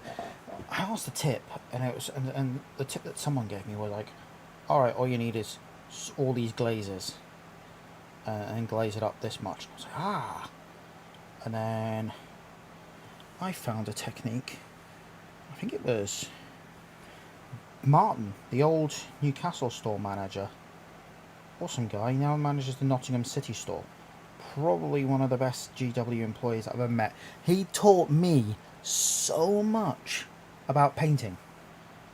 And it's just from silly little conversations that we had. He was fantastic. Taught me the way I do lights on vehicles, which I'll probably be doing at some point soon. And that was pretty impressive. Pretty impressive, but it was like, it's really super simple, but it looks the business. And it's super simple. And he told me that he got taught that by the army painting team. And again, it's mostly washes. It's 2 colours, 2 washes. So the flames I've got to do flames on the Penitent engines. Penitent engine. And I've got to do flames on the Redemptor Superior.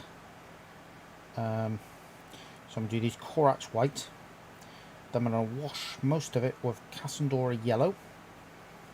Then I'm going to wash a bit of it, well, you know, the upper bit, most of the upper part with Fungarian Orange. Then I'm going to wash a bit further up with Carabao Crimson. And then finally, I'm going to give it a tiny little dry brush of black. And it's simple, yet effective.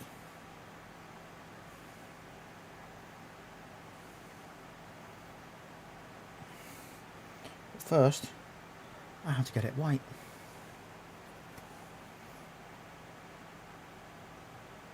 I have to get it white.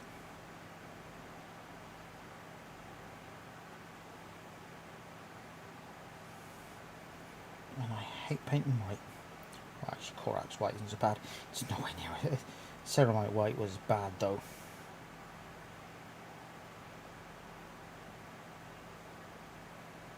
Corax White is much better. Slightly off-white.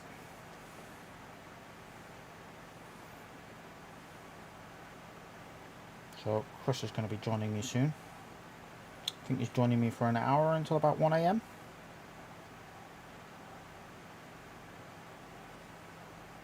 Which is nice of him.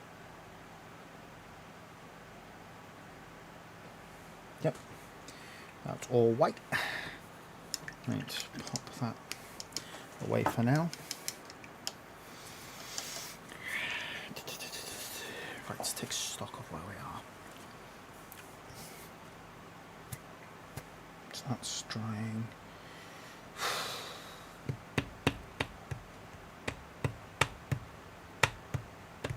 Right, I need to touch up the working metals, so I need lead belcher. and iron hand steel, because I need to touch up the working metals on these sisters. I'll put the lead belcher. I'll probably put it away knowing me. First I'll take a drink. Big 3 litres of Coke Zero.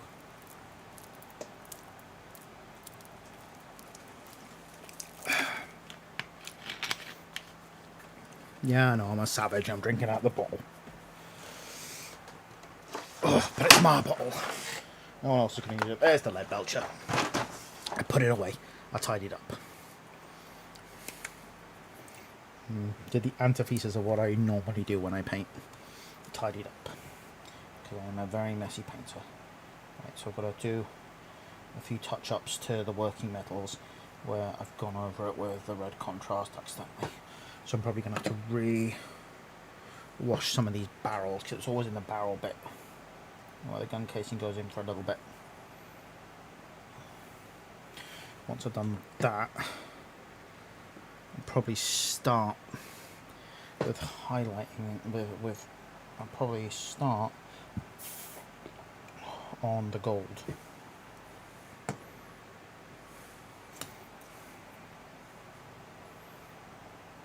Yeah, I think I'm going to have to rewash all these barrels.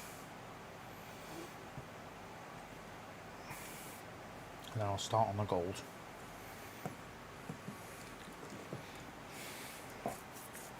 Then we should probably work on some more seraphim.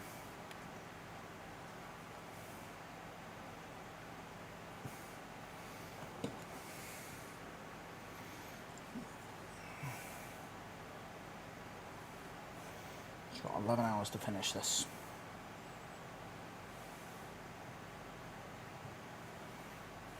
I wonder what will be the first to be finished. I've got a feeling it'll be the Pentiment engine, because that's doing quite well. I need to wash the purity seals. And sisters, and I may as well base them on the Pentiment engine. Yeah, I may as well get them based on the Pentiment engine.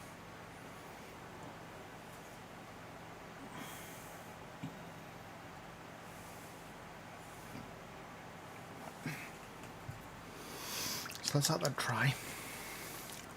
And we'll start, and then we'll do the purity seals on the Penitent engine. I don't know how everybody else does purity seals.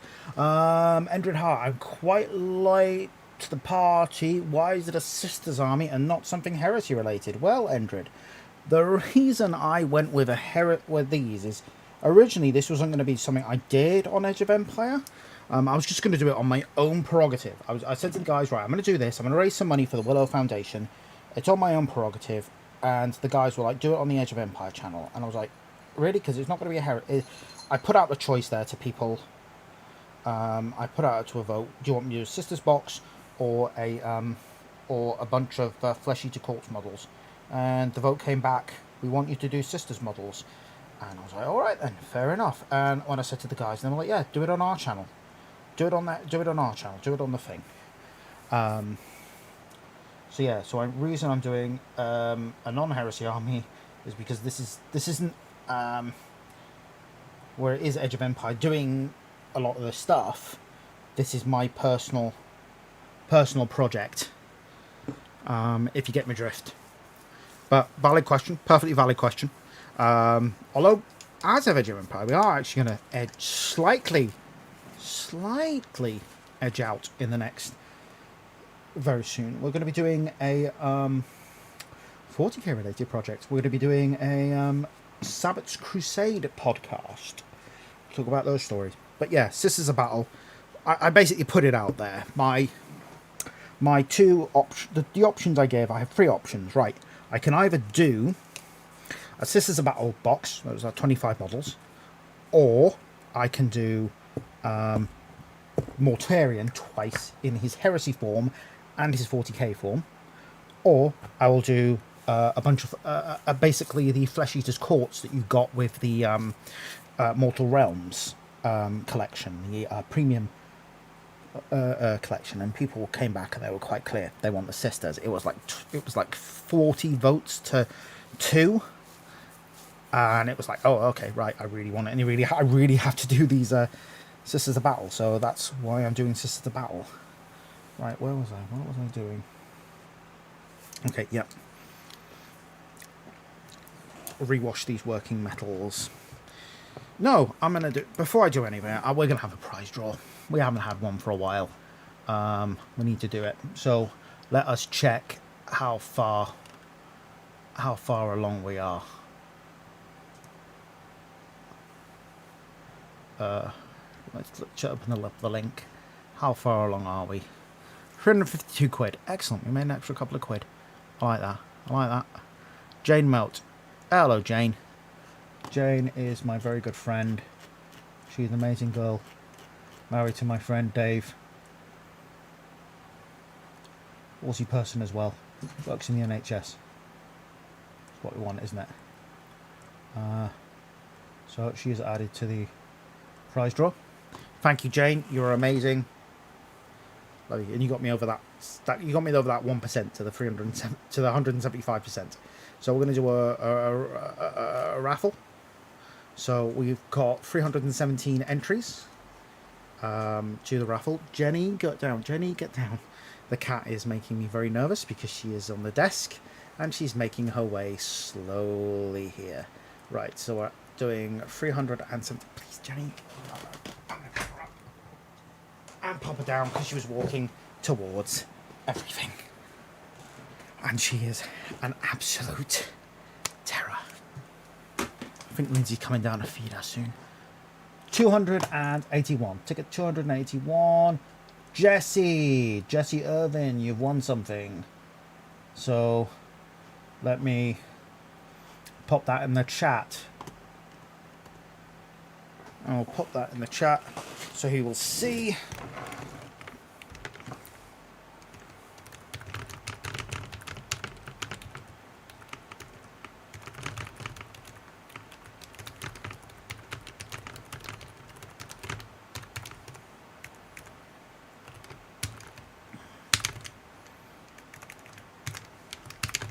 Right, get the list URL.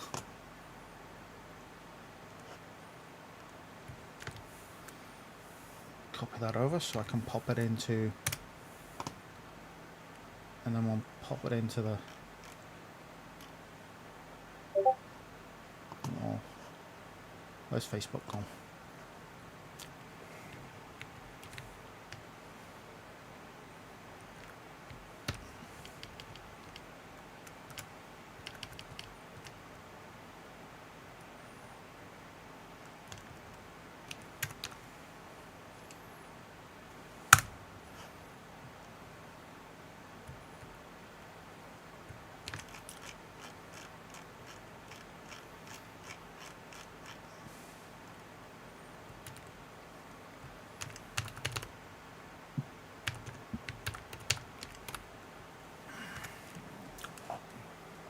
So that is fantastic.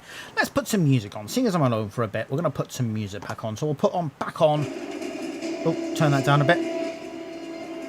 Traitor General. I don't know if you can hear this or how well you can hear this. Put that on right now. Where's my Basilicanum Grey? Basilicanum Grey, where are you? This is what's telling me I should have a tidy up. I'll probably put it away. Yep, I had.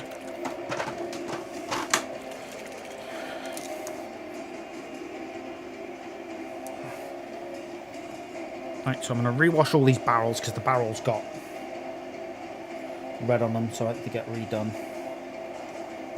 Basilicanum Grey, it's fantastic for... It's fantastic for washing metals. I'm really serious about this one. Everybody who is painting Warhammer and they want a wash for metal, well, particularly Leadbelcher and Iron Warrior and such, grab some Basilicanum Grey, give it a shot. It is really good. It's really, really good.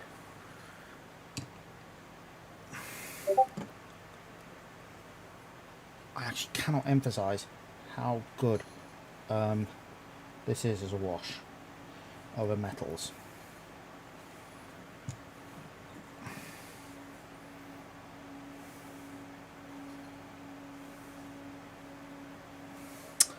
Actually, there's quite a few of these the contrast paints that make fantastic washes.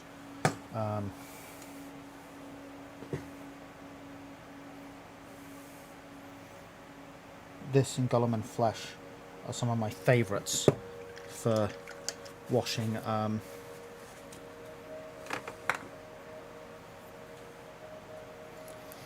washing metals with. Gollum and Flesh is great for gold, and I'm going to start on the gold now. So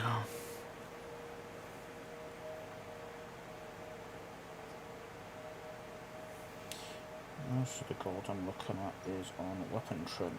Is on weapons, not trim. There's little icons on there.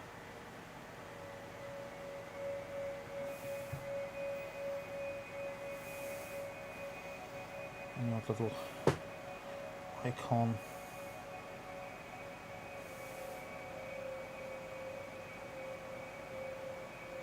Carried by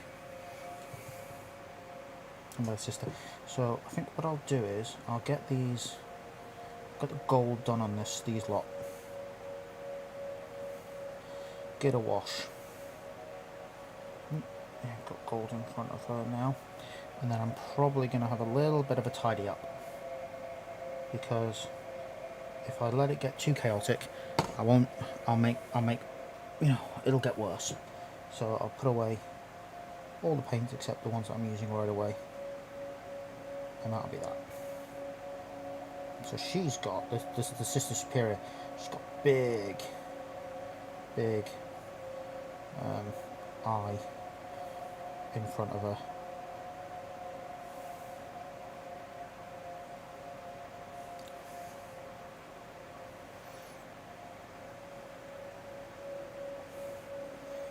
I do like Retributor Armor.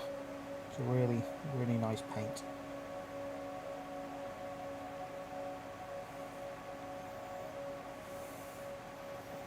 Really nice paint. She's got a fleur-de-lis on her knee pad, so I'm just going to grab that in gold too.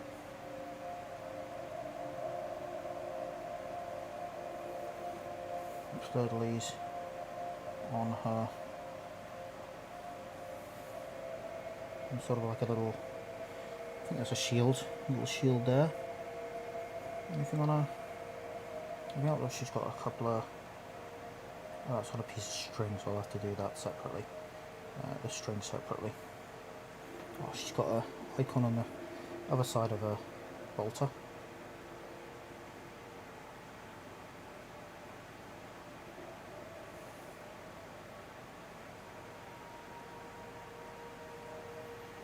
Very atmospheric, themey music. If at some point in this this evening I end up listening to Girls Aloud, that will be because I need to stay awake. And, you know, a nice poppy songs that you can sing along to. I won't sing. Nobody asked for Freebird. Open up the restream chat in case anyone's talking there. Nope, just me.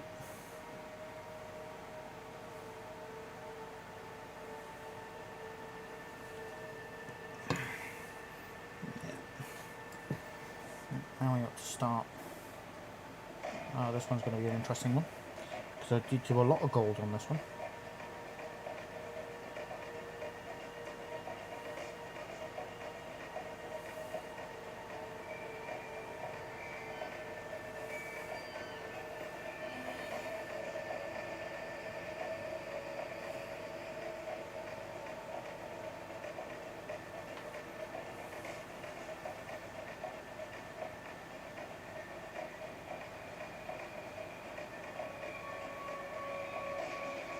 Okay, might be a little while with this one.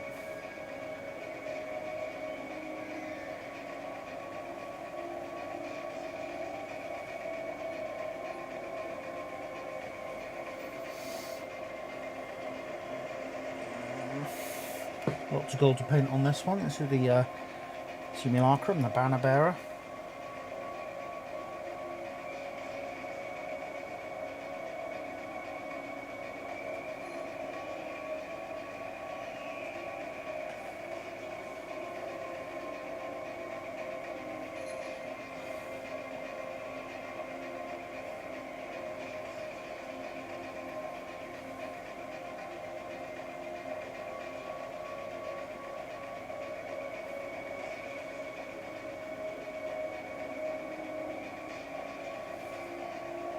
So a lot of this is going to be gold.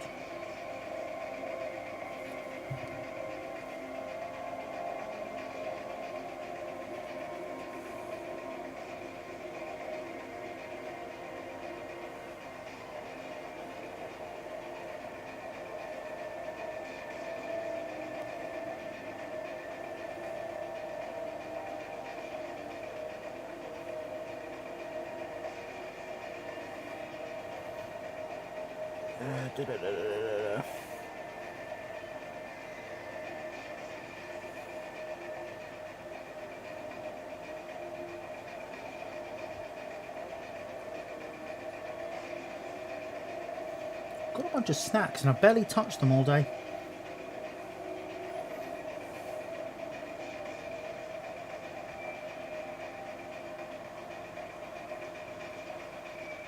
I am actually enjoying this streaming thing. It makes me tempted to maybe do it a bit more often. Not a whole 24 flipping hours. Just maybe do a regular once or twice a week stream of painting and chat with people.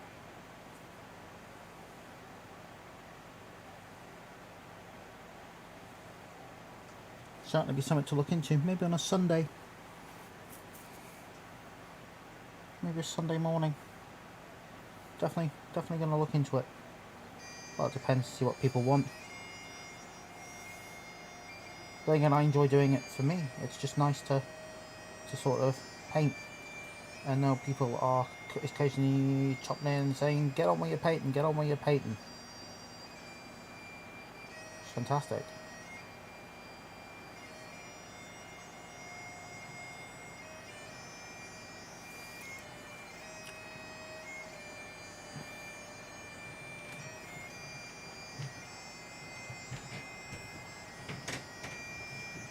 Oh, bagpipes.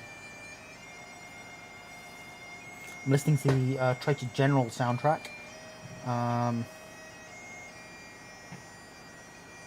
Because Graham and Chris and Rob made me aware that this thing existed.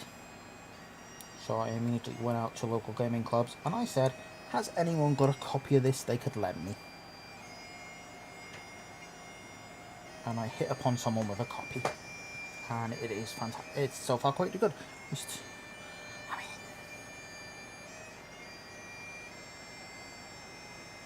I mean, he sent me the files on MP3, so I'm not sure that exactly that's legal right now.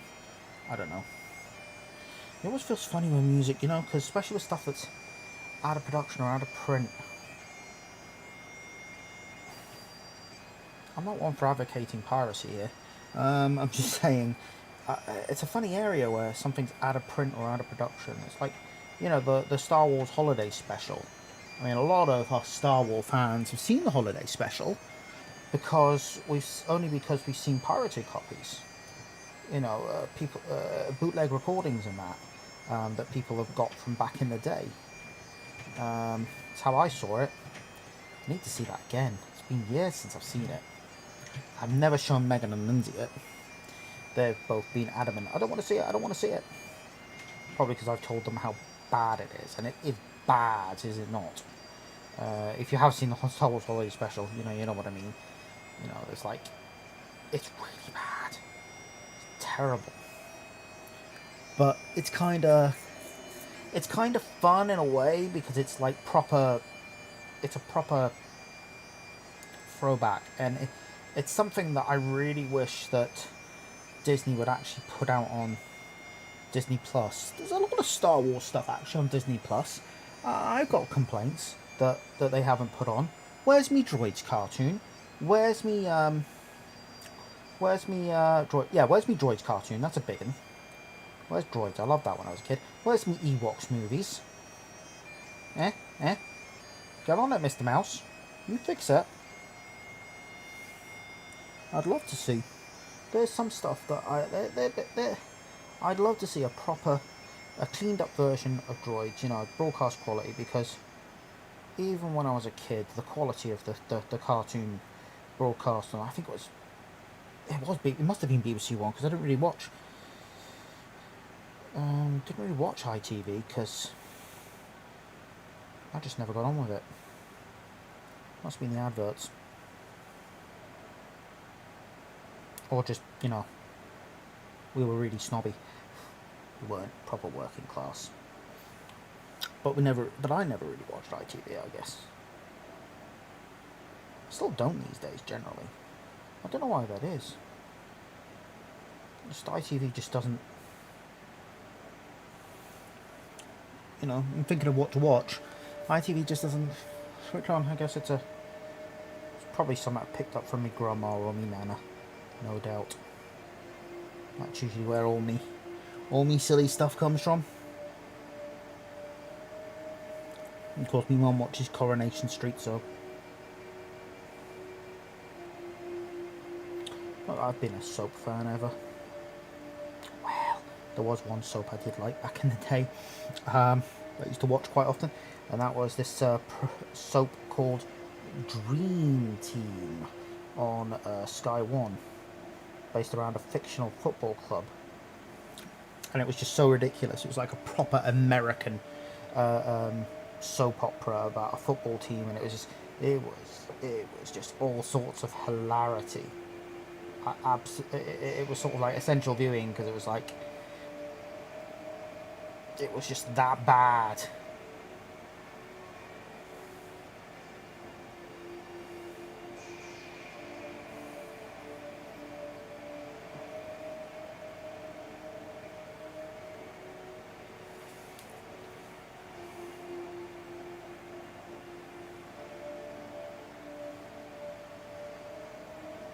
It was one of these so bad it's good things.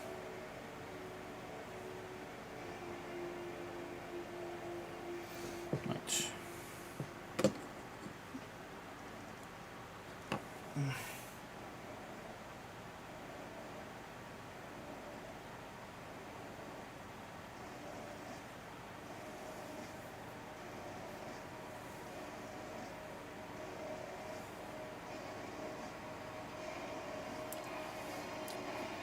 Dream Team was shite. Yeah, it was that bad. Yeah, it was. It was absolutely dreadful.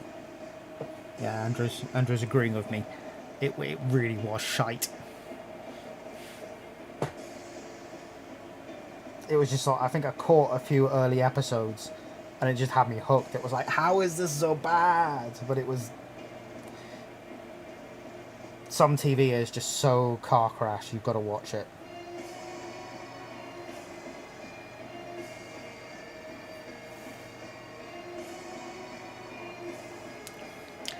Is this how you justify Greg's pasties?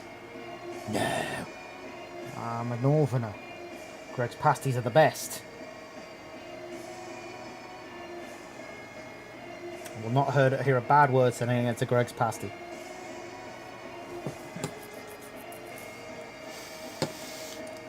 Is that how you justify a Greg's pasty? I want me pasties with peas in them.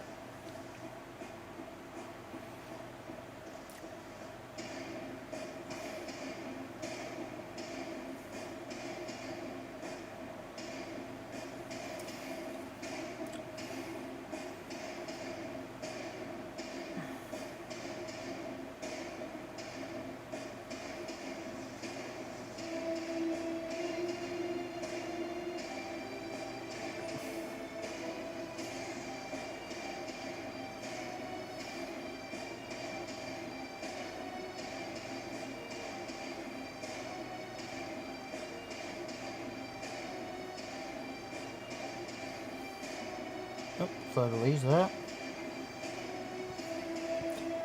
So much detail in these models. So much more detailed than Space Marines.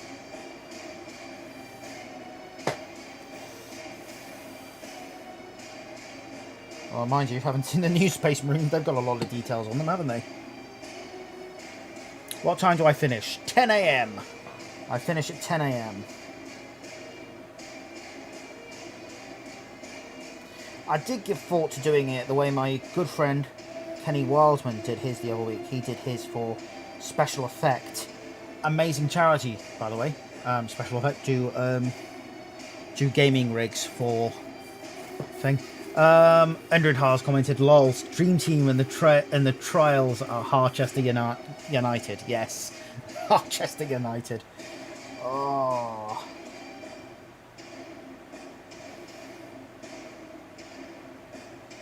it was bad, man.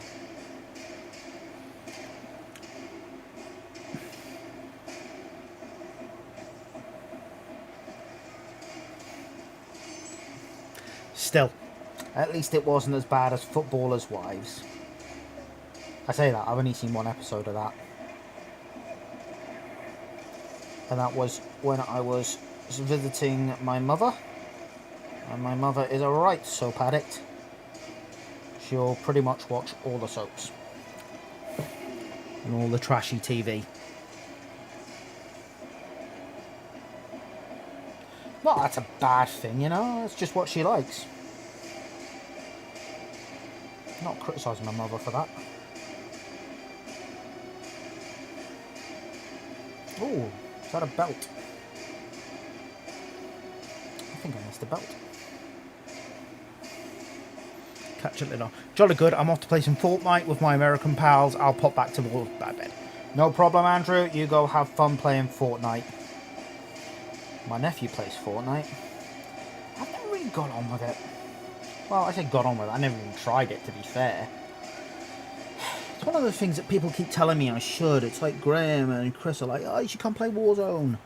Well, at least they were. But I can't play Warzone with them because I've got an Xbox One, not a PlayStation 4. I've always been an Xbox man. It's the controller. It is the damn controller. Never been able to get on with a PlayStation controller. It always felt way too weird in my hands. I've got big hands, and I've got really poor motor control. So the big controllers of the the PlayStation have never really been something that I've been able to really enjoy using, if that makes any sense.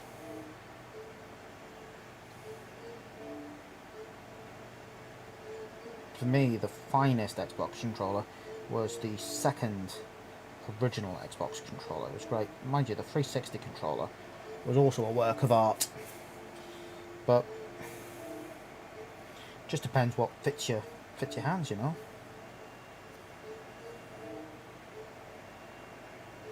It's not one of those things. I never get people who go on who get involved in console wars and that. It's like, oh, my console is so much. This console is so much better than that console. This console is greater than that. If you prefer one console over another, who gives a crap? As long as you're having fun.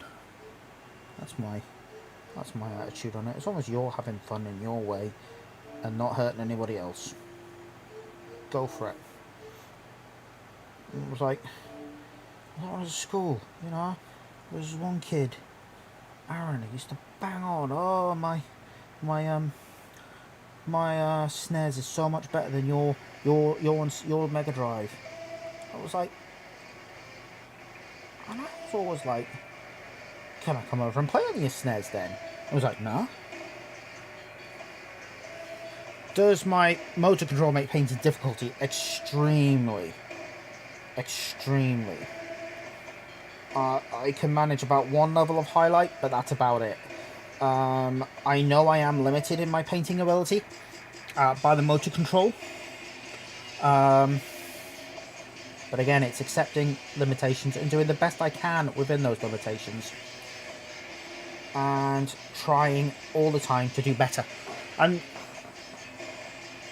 as you do get better at painting, you figure out different ways to compensate for issues.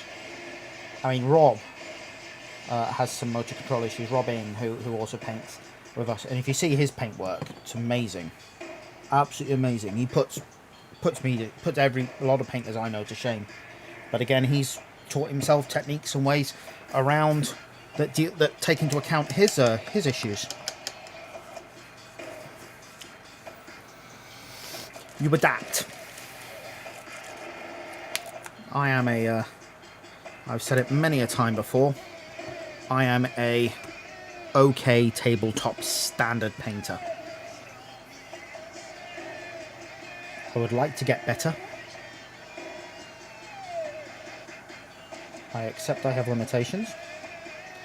But as long as I'm having fun. Honestly, the moment I hate painting, the moment I actually think I don't want to paint, but I've got to paint to play a game, that's the time I'm going to have to reassess what I'm doing. Because it's a form of fun for me. And I don't want it to be a chore.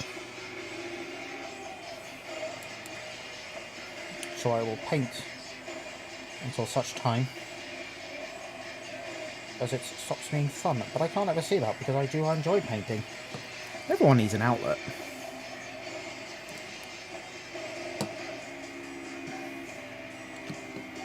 Currently Lindsay's is playing Animal Crossing.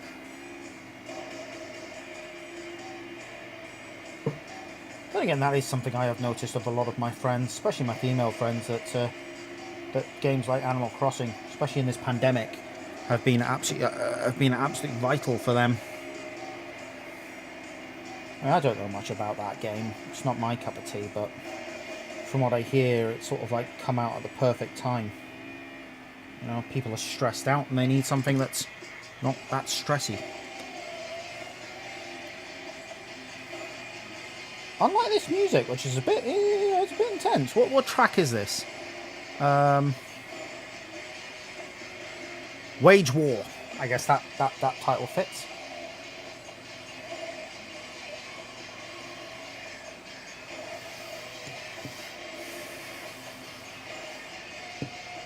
So I'm just washing the purity seals on the sisters. Not as many as I thought there'd be.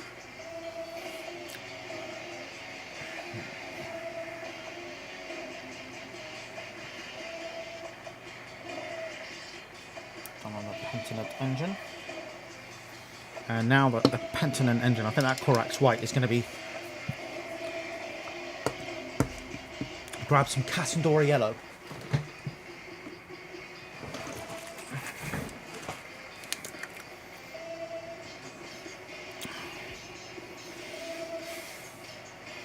Painting fire, it's kind of weird because normally when you paint dark to light, but when you're painting fire, you have to paint it in the reverse way. You have to paint light to dark. So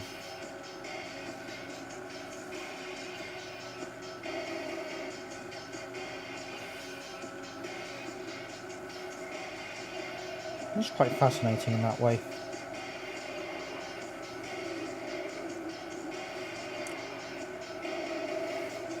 That's just me babbling at this point, isn't it?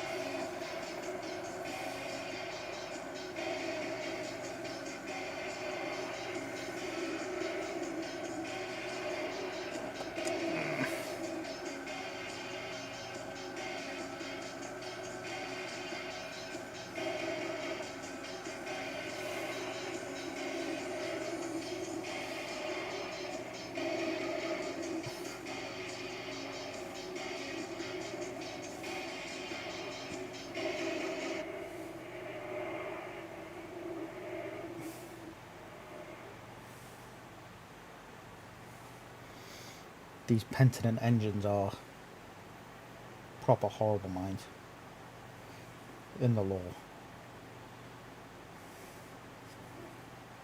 Lindsay sort of asked, so what is the crack with it then? And I explained it and she was like, ugh.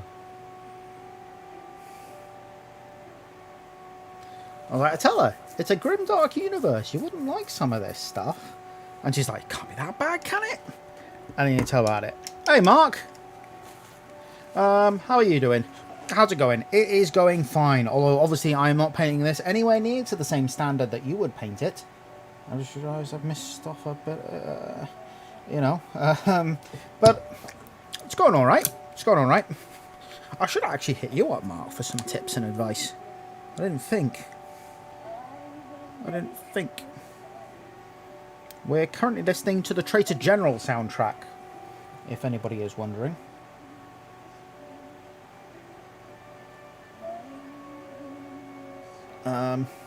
But yeah, no, it's going quite good, Mark. Thank you very much. I should probably do another prize draw soon, shouldn't I? It's been great, you know, because I've had lots of people come in, drop in, ask how it's going, and stuff. It's fantastic. I thought I'd have Chris by now, but maybe he's too tired. That's fine, he's been at work all day. Although I did ask him, are you finished already? And I was like, oh, it's that time. Why, haven't time flown?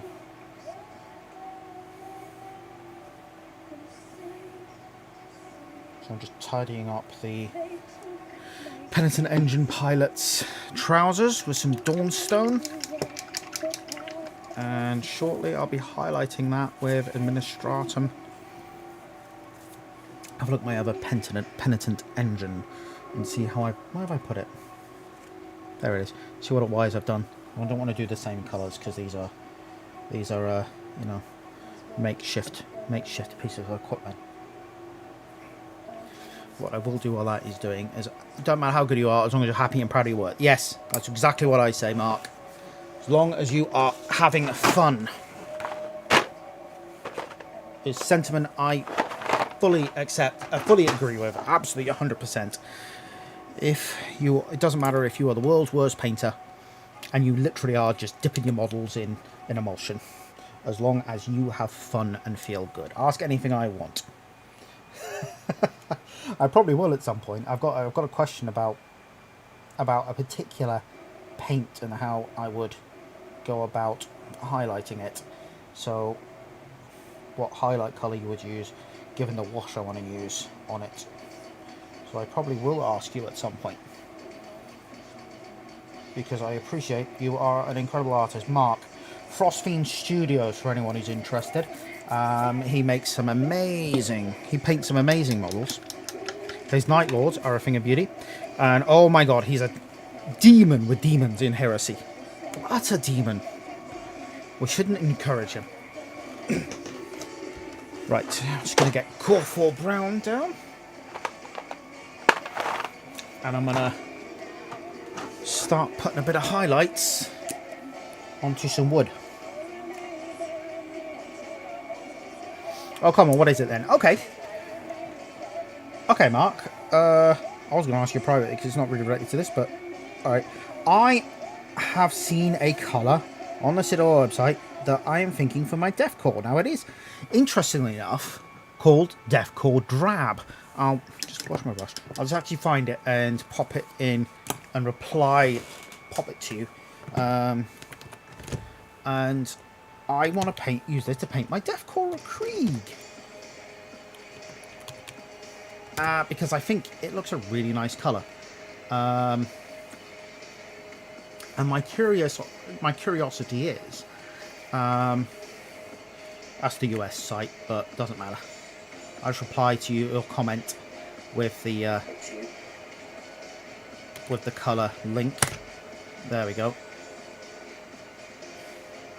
I responded with the colour link to it there, Deathcore Drab. Now, my thoughts on this are, I want to use that as the base for the fatigues for the Deathcore Krieg, and then wash them with Militarum Green, which is a contrast paint. And then I can't quite get my head around what colour would look good as a highlight on it. And that is my problem. You know, I've had a few thoughts, but I was saying earlier on, I need to pick up this colour and play around with it, have a little bit of experimentation. That's how I'm going to find out, because it's one of the new colours, so not a lot of people have actually had a chance to, well, a lot of people obviously have probably experimented with it, but not a lot of people have written about it. And I learn from what others do, because I am not as talented or have an eye for colour as a lot of other people do. So I would appreciate your thoughts on the matter, Mark. You know, if you have any. I mean, you can tell me to bugger off if you prefer. But, yeah.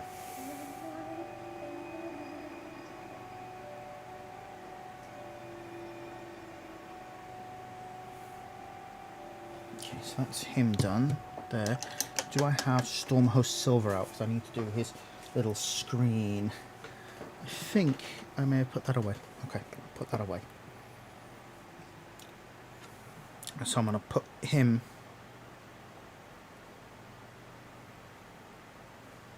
aside for now. Still need the wood because I've got wood to do.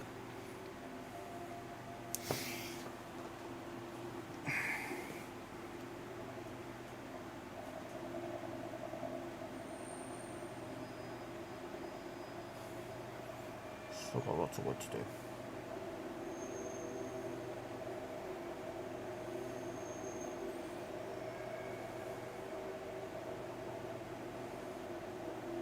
There's a part of me thinking I would have been better off dry brushing this particular piece.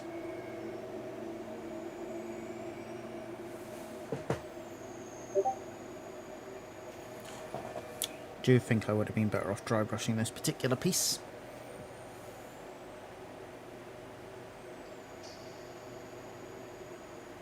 Anyway, before Chris comes on the stream, if he does come on the stream, that is, I'm getting myself muddled up now. I'm not sure if he said he was going to be on till 1 or if he was coming on at 1, because he said he was going to join me for the night shift.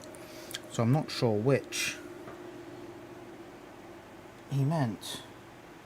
I assumed he was joining me until 1 o'clock. But he might be joining me from 1 o'clock.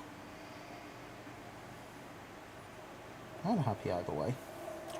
Bit of company is good.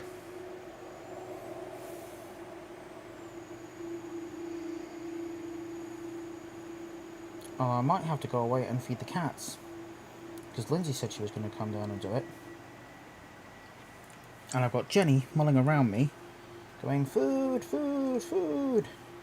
So I'll tell you what, I will get this bit of wood highlighted up, wash the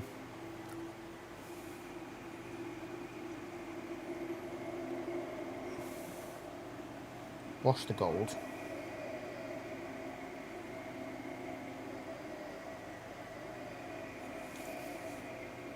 and then go feed the cats. It is getting late, and I normally have fed them long before now. I mean, they've had their treats and stuff through the day, but when Lindsay's been here giving them stuff.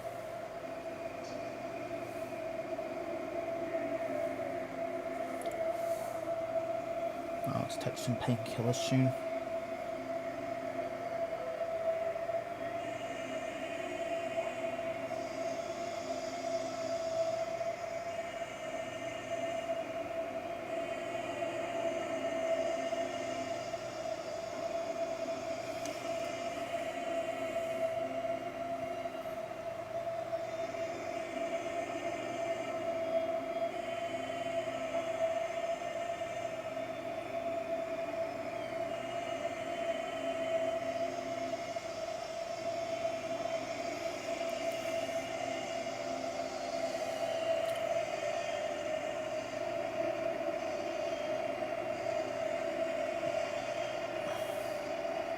Ooh, very ominous music.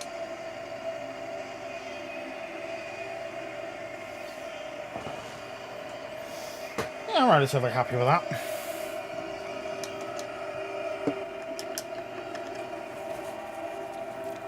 Okay, relatively happy with that. Right, what I'm going to do now is wash the gold on the Battle Sister squad with Gulliman Flesh.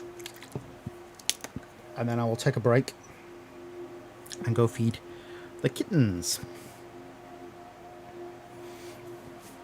Looks very German grey, which is mixed olive green grey. You want to go Larry, Dawn yellow top, however you want to, turquoise at the fang. Oh, okay. Yeah, rust grey. Yeah, okay. Oh, I can see that. Yeah, it's very German grey. That German sort of greeny Germany grey. That's kind of what I was thinking of there, Mark. But thank you very much. That's turquoise. That's not what I was thinking, but this is where I trust your judgment. Because, as I said, I have no idea, you know. I know what the colour wheel is. But where I trust myself Well done, Michael. Thank you, Joe. I think what we'll do is we're going to get this gold highlighted, and you know what? I'll do a random draw when I get back from feeding the cats. Do a random draw when we get done from feeding the cats, and I probably should put some work into some of the. Oh, she's got a icon that I've missed. Need to work on the canoness as well.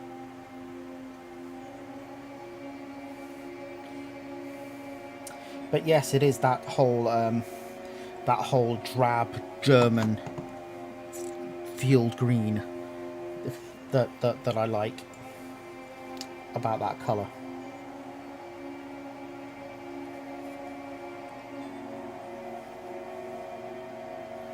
I'm more thinking, you know, World War I Germans as opposed to World War II Germans.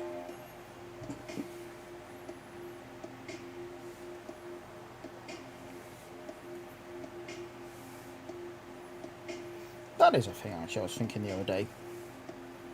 And this is probably why someone's going to send me to loads of different rule sets. But does anybody know of a decent World War I rule set?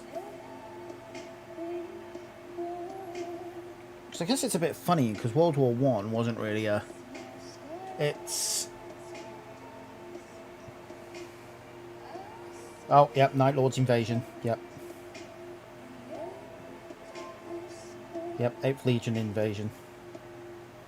Midnight Shift. The Psychotic Batmen. Yep. No, but I was thinking the other day, World War One. There's some cool World War One miniatures I've seen out there recently, but I don't know of any World War One style game. And I think it would actually be quite interesting, just because there's some really nice miniatures out there.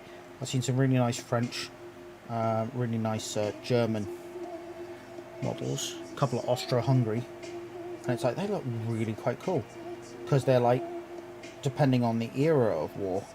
I say era of war. It was only like a 4-year war, but obviously a lot happened in 4 years. You know, there's some that look almost, you know, kind of medieval in the way they are, and it's like, yeah, that was literally the way it was. And some that are, and then later war ones, which are more, you know, what we would understand from soldiers. World War One played 2 tower armies with 7th edition rules. Oh, where's the music stopped? Oh, I guess it must have led into something. Okay, so that album is over. Let's put on something else.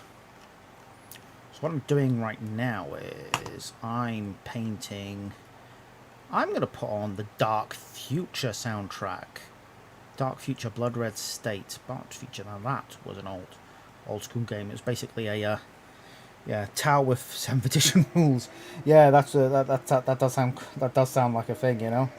2 town armies, 7th edition rules, just bashing it out from across the table. There's always another enemy. Oh, there we are. In the 1950s, it was the Russians, us and them locked in the Cold War. In 1961, it was against our own people. The rock and roll riots hit. Youth culture clashed with authorities over new music, and the movement sweeping But yeah, across the country. Dark Future, that was basically a Games Workshop version of Car Wars. Many of rock and roll's upcoming stars were killed in violent protests during concerts. The 60s would bring isolation and stagnation. Nixon beat Kennedy for the White House and immediately set out his agenda. Ask not what's in it for you, ask what's in it for the U.S. We withdrew from the world stage. Vietnam descended into civil war. Russia intervened, but as the scale of the war grew, its popularity fell. The USSR saw peace movements and embraced social change. Back home in the US of A, business and industry grew on better. Corporations became more influential than government. What I am doing right now Increased rapidly. is I'm washing Climate began to change. And those fat off the profits of oil and the industry. gold Retributor armour with Gullum and Flesh, which I think is a really nice effect. Corruption and rampant inequality. Out of poverty and tension, gang culture, becoming more daring and violent as authorities attempted to stop them, making broken cities in the vast big empty world. In desperation, the Enderby Amendment to the U.S. Constitution opened the door to private policing by sanctioned operatives, which rapidly put the pressure on Okay, so that is that gold washed.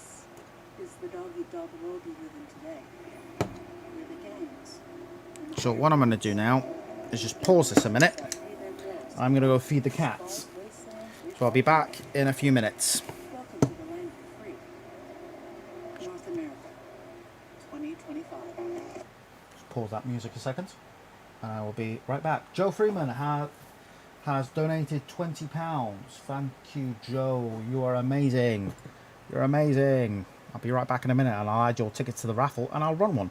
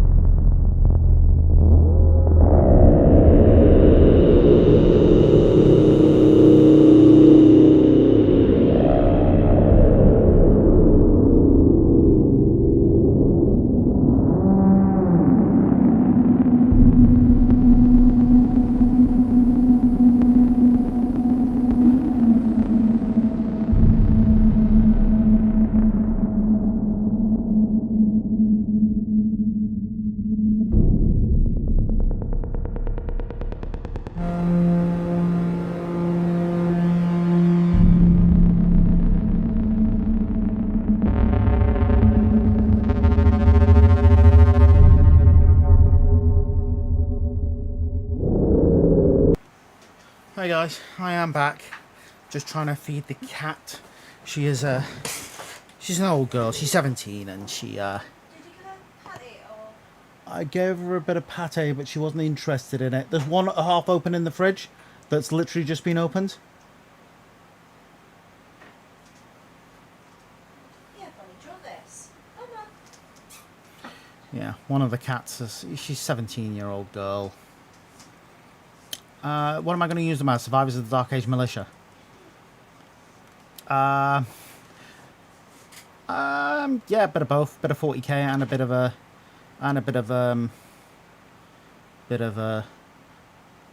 Heresy Militia. Let's put back on the music. So we're going to do a random draw, aren't we? So we've got. Let's just see where we are. See how much. Hopefully, sold me the extra tickets. We have reached £372. Amazing, 185%. Misty's an old girl. I'll pause the music while I'm doing the random draw. Misty's an old girl. She's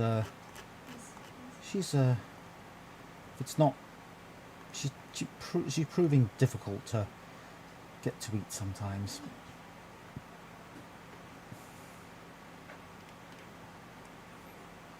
So we're going up to 338 tickets. We're going to go back to the random draw. We've got 338 tickets. Good luck everyone who is in. Random number generator. I should probably put this up so I can put it on the screen. 287. What? Where are we? I've got to find it again. That'll be Marty Baker. Marty, you have won a prize. I will send you or mention you in the chat in a minute.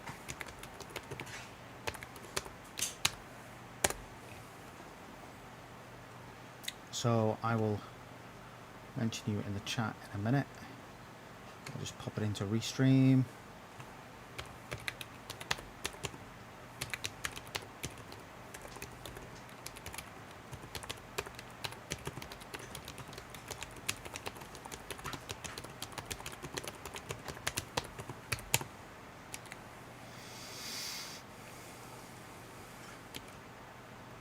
I'll pop it into the chat on Facebook. Correct, Mark. If it weren't so pleasant, it'd be more intimidating. Yeah.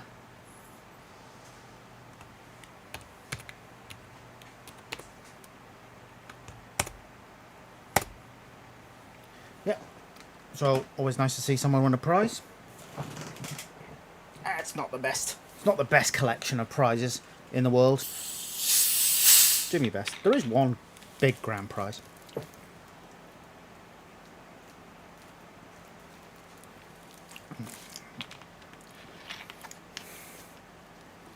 Right. Crack on. Let's sort out some of these serif. Actually, before I go any further, tidy up. Because I've got a right old mess here. So, right, sort this out. Put the paints away that I'm not using right now and grab. I only keep out what I am using. So, Coral Brown is a warm colour. Base. Warm.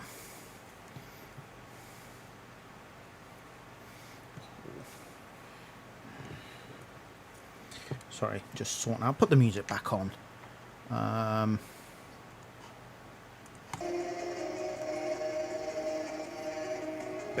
Base. Warm.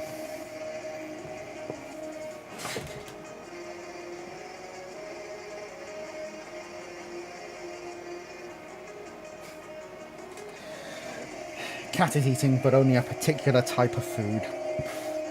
That's the next paint I'm actually going to use. This is a wash, this is going away. This is actually going to stay out because I might need that.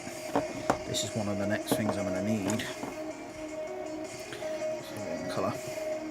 Yeah, she's an old girl now. She's 17 years old, and she's, you know, I hate to say it, but I am preparing for the end of her life, which is hard because, you know, you love your animals. That's also going to be one of the next paints used, and you don't ever want to see them suffer. But I'm just going to be using that soon.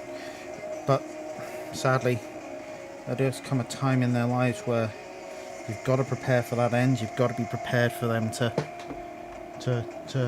not be here anymore at some point. As much as it hurts.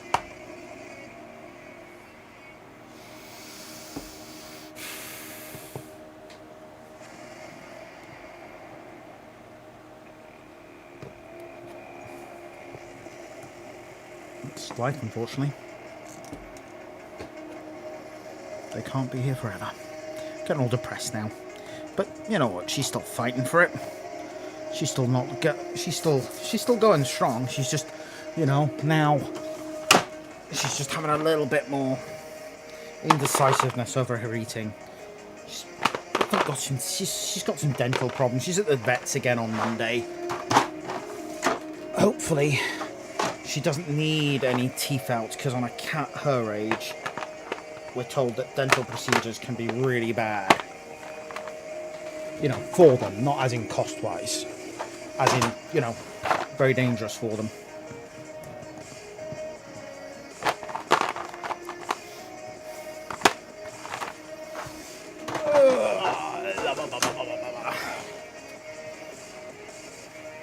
Right.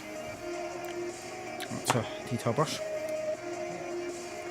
Small layer brush. Where's me palette gone? Right, let's get some more Earthen Grey down, and let's start tidying up the cloth on these seraphim.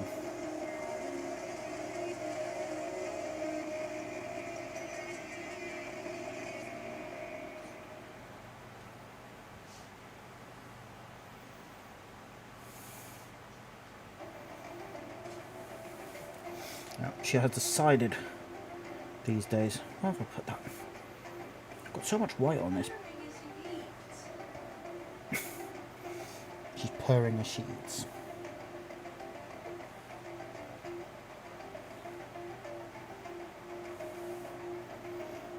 Yeah, right now she's decided on her favourite type of food, and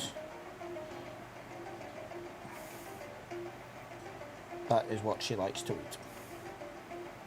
It happens to be one of the most expensive brands and types of foods out there, but it doesn't matter, because I will buy it for her, even if I have to live on baked beans. Because I'm very English that way, you know, care about animals. It's like the funny thing, you know, in history, when Sputnik 1 was launched, the Americans were all concerned, well, Sputnik 2, sorry, was launched, the American Congress and public were very concerned. Hey, wait a minute, look, the Soviets can do this with a missile, they can put men into space. What if they were able to put missiles into, you know, into our back gardens, or land space soldiers and stuff like that? And the American Congress were debating stuff like that. You know, they were debating, you know, Soviet space soldiers. Soviets can put living things into space. And you know what the British Parliament discussed? Pretty much the main thrust of the discussion in the British Parliament about the dog was what happened to the dog. About the dog going into space was what happened to the dog. Why did he have to die? It was a terrible thing. And the RSPCA organised a letter-writing campaign to the Soviet embassy to complain about the death of the dog, because that's just what we're like as a people, as Brits. We're very passionate about our animals. I guess most people are, but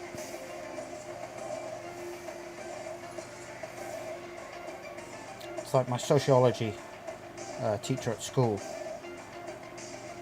used to say that that one of the things about the English and the English frame of mind is that we have a Royal Society for the prevention of cruelty for animals, but we only have a National Society for the prevention of cruelty to children. Obviously we don't want either to be cruel, but it's kind of almost like we put a almost subconscious bias onto being nicer to animals than to each other. And sometimes it is true. I mean, there was a video shared a few weeks ago of a very, very horrible woman being all racist to these Chinese fellas. I think they were Asian fellas. I say Chinese, I'm making an assumption there about the fact that they're Asian, they're Chinese.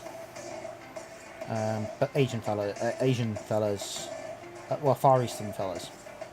And she was being all sorts of horrible to them. And she ended up spitting them everything. And the guy was, you know, being proper thingy. And then she goes and kicks his dog. And I swear, one of the most uncomfortable videos I've ever watched. And literally everyone in the comments, very few people actually commented on all the racist stuff. They were all like, oh, she kicked a dog, I'm gonna kill her. I mean, I saw a video later on where it turned out the guy lamped her one for kicking his dog. And I'll tell you this, I don't care much for dogs. I know I'll get some people telling me off for that. I'm just not a fan of dogs.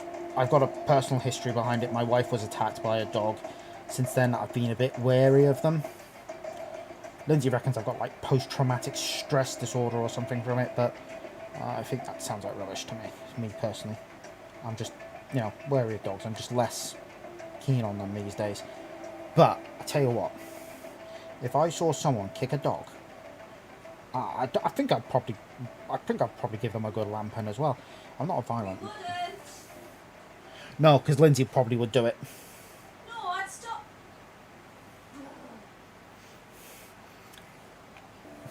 She's saying I wouldn't, and she's saying no, I'd stop them, and it's like, yeah, no, I honestly think Lindsay loves animals like something not. Attack anyone over it. I just stop the attack that's currently taking place. Right, I need Funguin orange. I come through Funguin orange. still. Yeah, the cat takes a while to eat. And I said to her, I was sit with her until she finished. I said we think she's got some dental issues. We did speak to the PDSA because, you know, we are entitled to PDSA treatment, not like we're just like taking up PDSA time for the sake of it. And I think I'm more inclined to. I mean, we do normally take her to a full-on vet, a proper vet. Not the PDSA aren't proper vets. I mean, we normally take her to a proper paying vet, to take up precious PDSA resources, which can be used for people who don't necessarily have the funds all the time, because we do a lot of the time can manage, barely, but we can a lot of the time. Anyway, I'm babbling, but because I seem to trust their opinion more than I do others. I guess because the PDSA aren't going to make money off you. So if they say actually such and such a treatment is not something we would recommend because of it's going to cause issues for the animal. And when I phoned them up, their advice was, end of the day, she's 17, you don't want to do dental work on her because not putting her to sleep. What I meant to say was,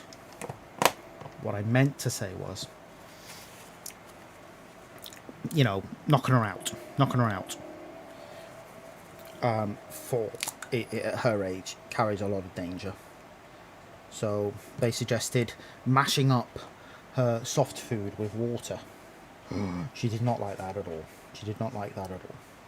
What she is liking right now is gourmet gold, the little tins, melting heart. So it's like a pate, and then there's a bit of gravy right in the middle.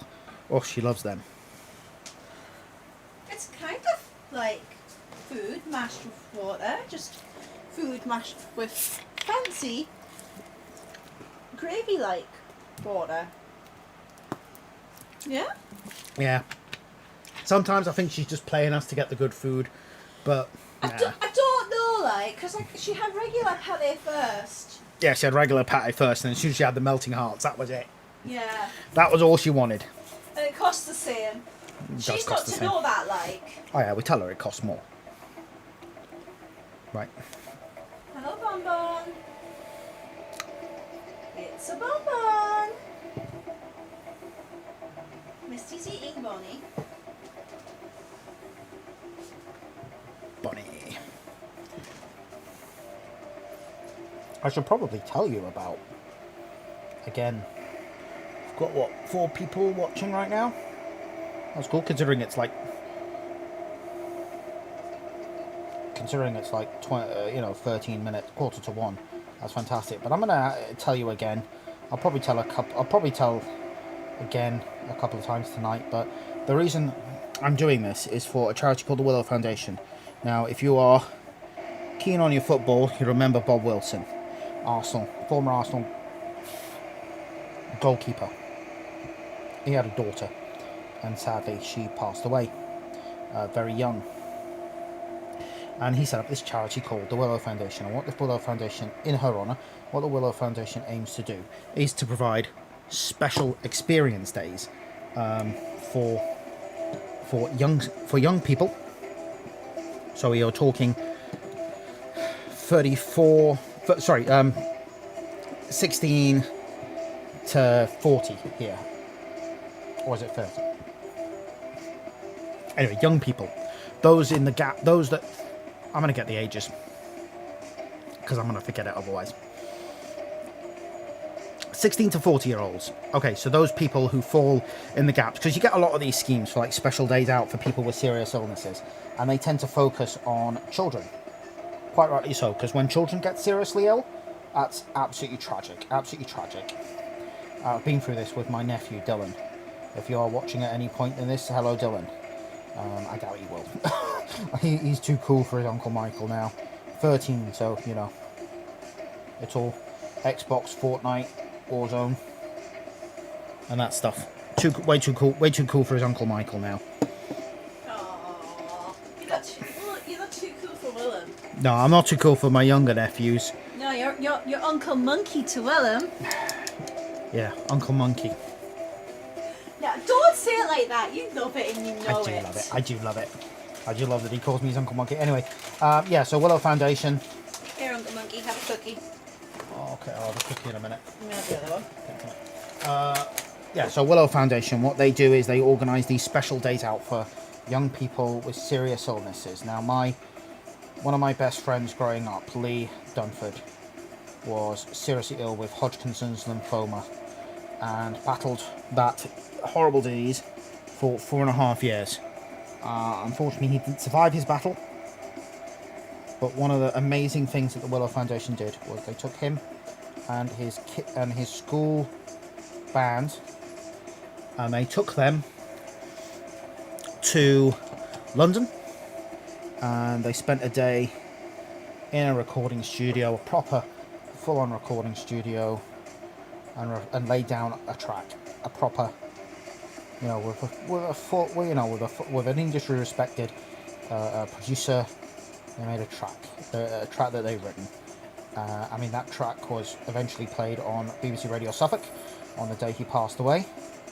On the day of his funeral, I should say.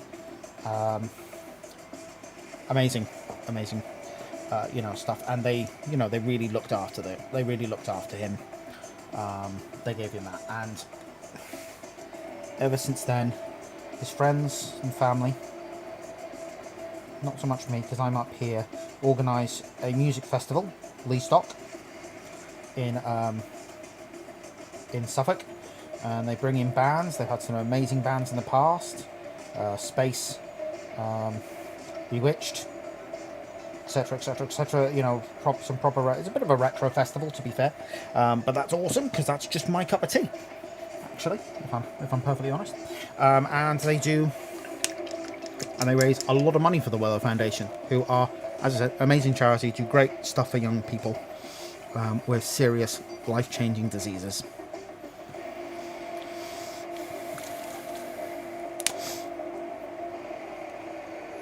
So yeah, that's why I'm doing this.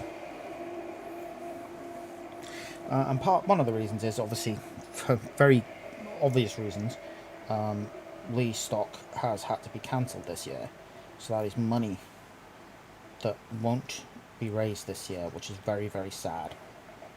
Some money, not raised. I mean, they raise other stuff all through the year, so it's not. Yeah, but it's a lot of money that isn't going to be raised, and some people are going to miss out. One might have to miss out.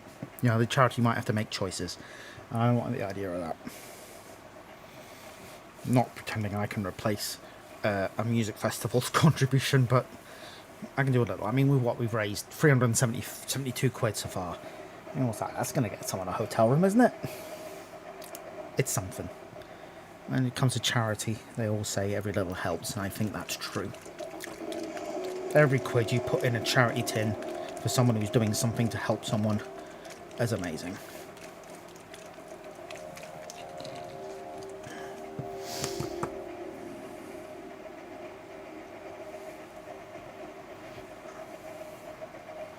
Yeah, but honestly, the guys, his family, the people that we grew up with are amazing. The way they do. I mean, Lee was, I know everyone says a cliche like family, but he was. I mean, our families holiday together, spent all our holiday, you know, we spent all the celebratory holidays together. My birthday, they would come round in the morning and give me a present and stuff, and we'd have sandwiches and stuff together. They were an integral part of our lives, and he was part of that. He was a big part of that. So his passing really hurt a lot of people.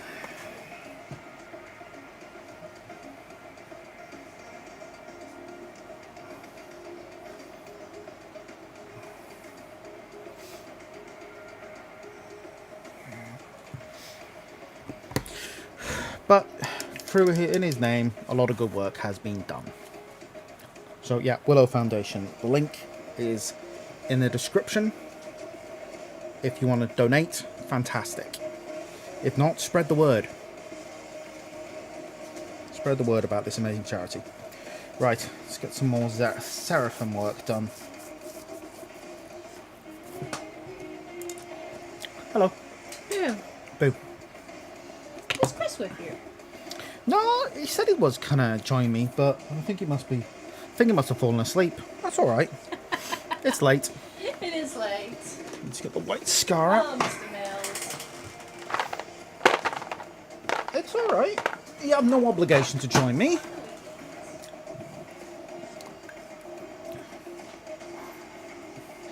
Apparently there are 6 people watching. You are hardcore.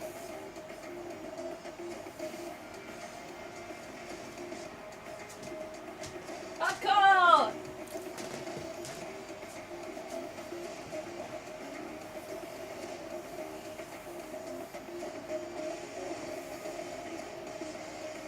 I've got the hardcore watching now. So we've got a few prize winners. A few people who haven't got in contact though. Look there. Hello from a drunken Stockton-on-Tees. Hello, Matthew. Hello, Matthew. Is Stockton-on-Tees not always drunken? Sure it's not, Michael. You be nice to Matthew. I'm always nice to Matthew. He's a nice chap. He is indeed a very nice chap. I still got one of his GURPS books, actually. Well, that's just not very good, is it? I need to get back to him. I need to get it back to him. But since he lent it to me, he's had 2 kids and moved to Stockton and stood in elections.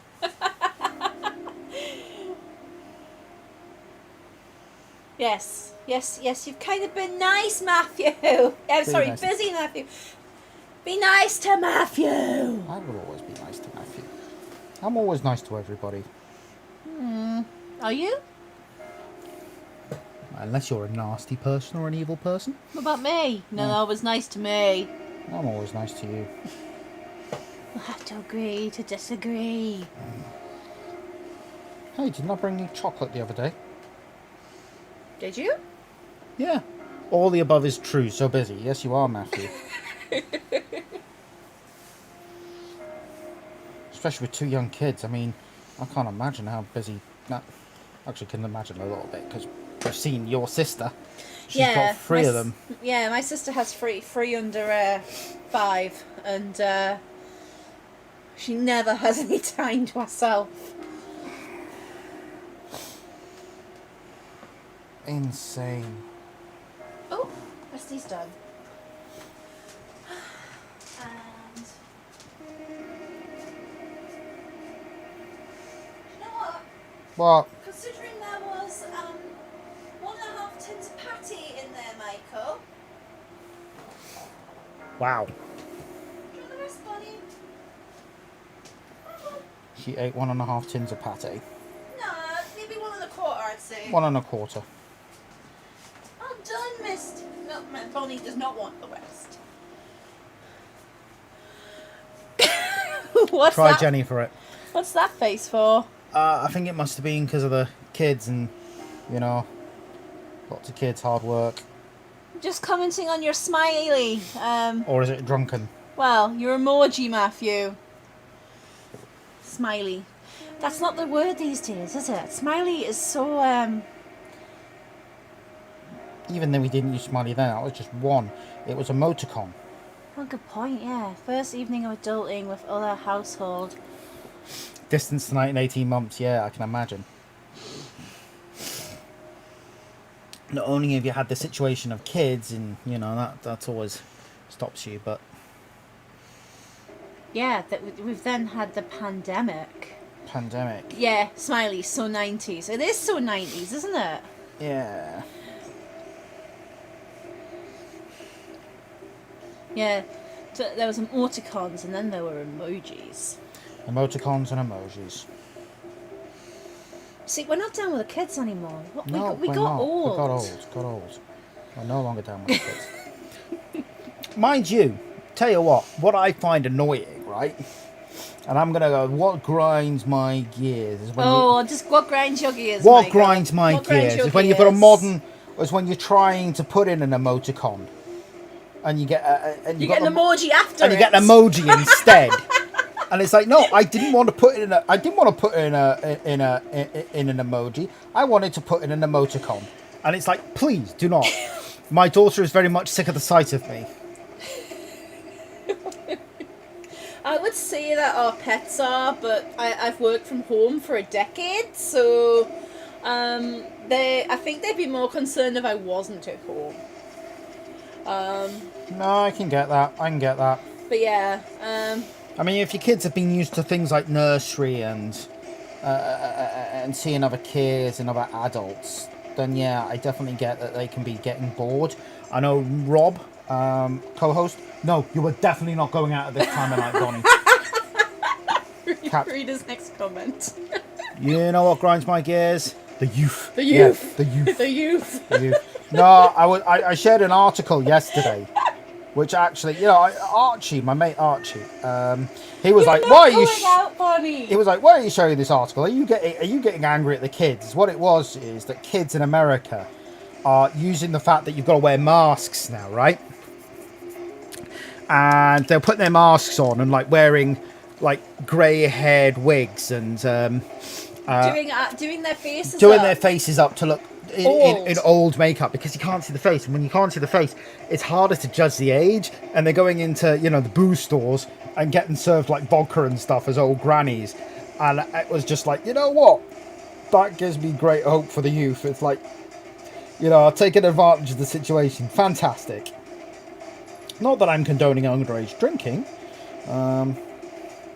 We all did it. Yeah, we all did it. The only difference was I got my granddad to go in and get my vodka for me. Yes. I was 17, so I wasn't that far off. But yeah, I used to get my granddad to go in and get my vodka for me. The pub landlord where I used to go drinking, I don't even think the pub is there anymore. Wagon and Horses in Sudbury. I thought there were quite a few pubs like that in Sudbury, where the landlords and the police basically agreed to take a blind eye to So underage. you mean it was like a real life Hot Fuzz? Oh, morning, Chris. Chris has joined us at last. Howdy, Chris. Mr. Mills. Maybe he was going to join me at 1 in the morning. Maybe I got the wrong end of the gear there. But yeah, Possibly? yeah, the real life Hot Fuzz. Yeah, the police and the landlords were basically, if they're in here having a pint and we make sure they don't get drunk, at least they're not out there causing bother. Mr. Angle. Sorry, I've now got Hot Fuzz in my head. Sorry? I've now got Hot Fuzz in my head. It's a great movie, to be fair. It is a great movie. Bonnie is desperate to be out. I don't know if anyone else can hear the meowing cat, but she's stood at the back door, just meowing at us constantly. I think what I'm going to do, Chris, before you give me a call, I need to restart the stream because we are heading up to the 3-hour mark, and it tends to get a little bit... We have a greetings from Belfast. Have you seen that? Oh, is that old, new? I don't know. Yeah, it's old. I don't know. I just see screens of text in front of me. Yep, so I am going to end this stream shortly, because at the minute I can't get the Skype video in because it gets a little bit funny after you cut someone off, and so I've got to restart the streaming Is software. it the best of the Cornetto trilogy? Is it the best of the Cornetto trilogy? So you've got Hot Fuzz, you've got Shaun of the Dead, and you've got The World's End. I think it is, you know. I think I preferred Hot Fuzz, yeah. I think it is. I think it's a more polished film than Shaun of the Dead. I mean, Shaun of the Dead is great. It's hard. Yeah, I think out of the three, I think my order would be Hot Fuzz, Shaun of the Dead, and then The World's End. I like The World's End, don't get me wrong. It's still a really good movie, but I think Shaun of the Dead and Hot Fuzz do eke it out for me just a bit over The World's End. I like The World's End, but it's just not as good as the other two. No, it doesn't. It just doesn't feel quite there. No, Chris Mills reckons Shaun of the Dead. No, I like Shaun of the Dead. You know what? It's a hard one. It's a hard one. Anyway, guys, I'm going to come off stream for a few minutes, just restart my software, and I will be right back. And then hopefully we'll be joined by Chris at some point in that.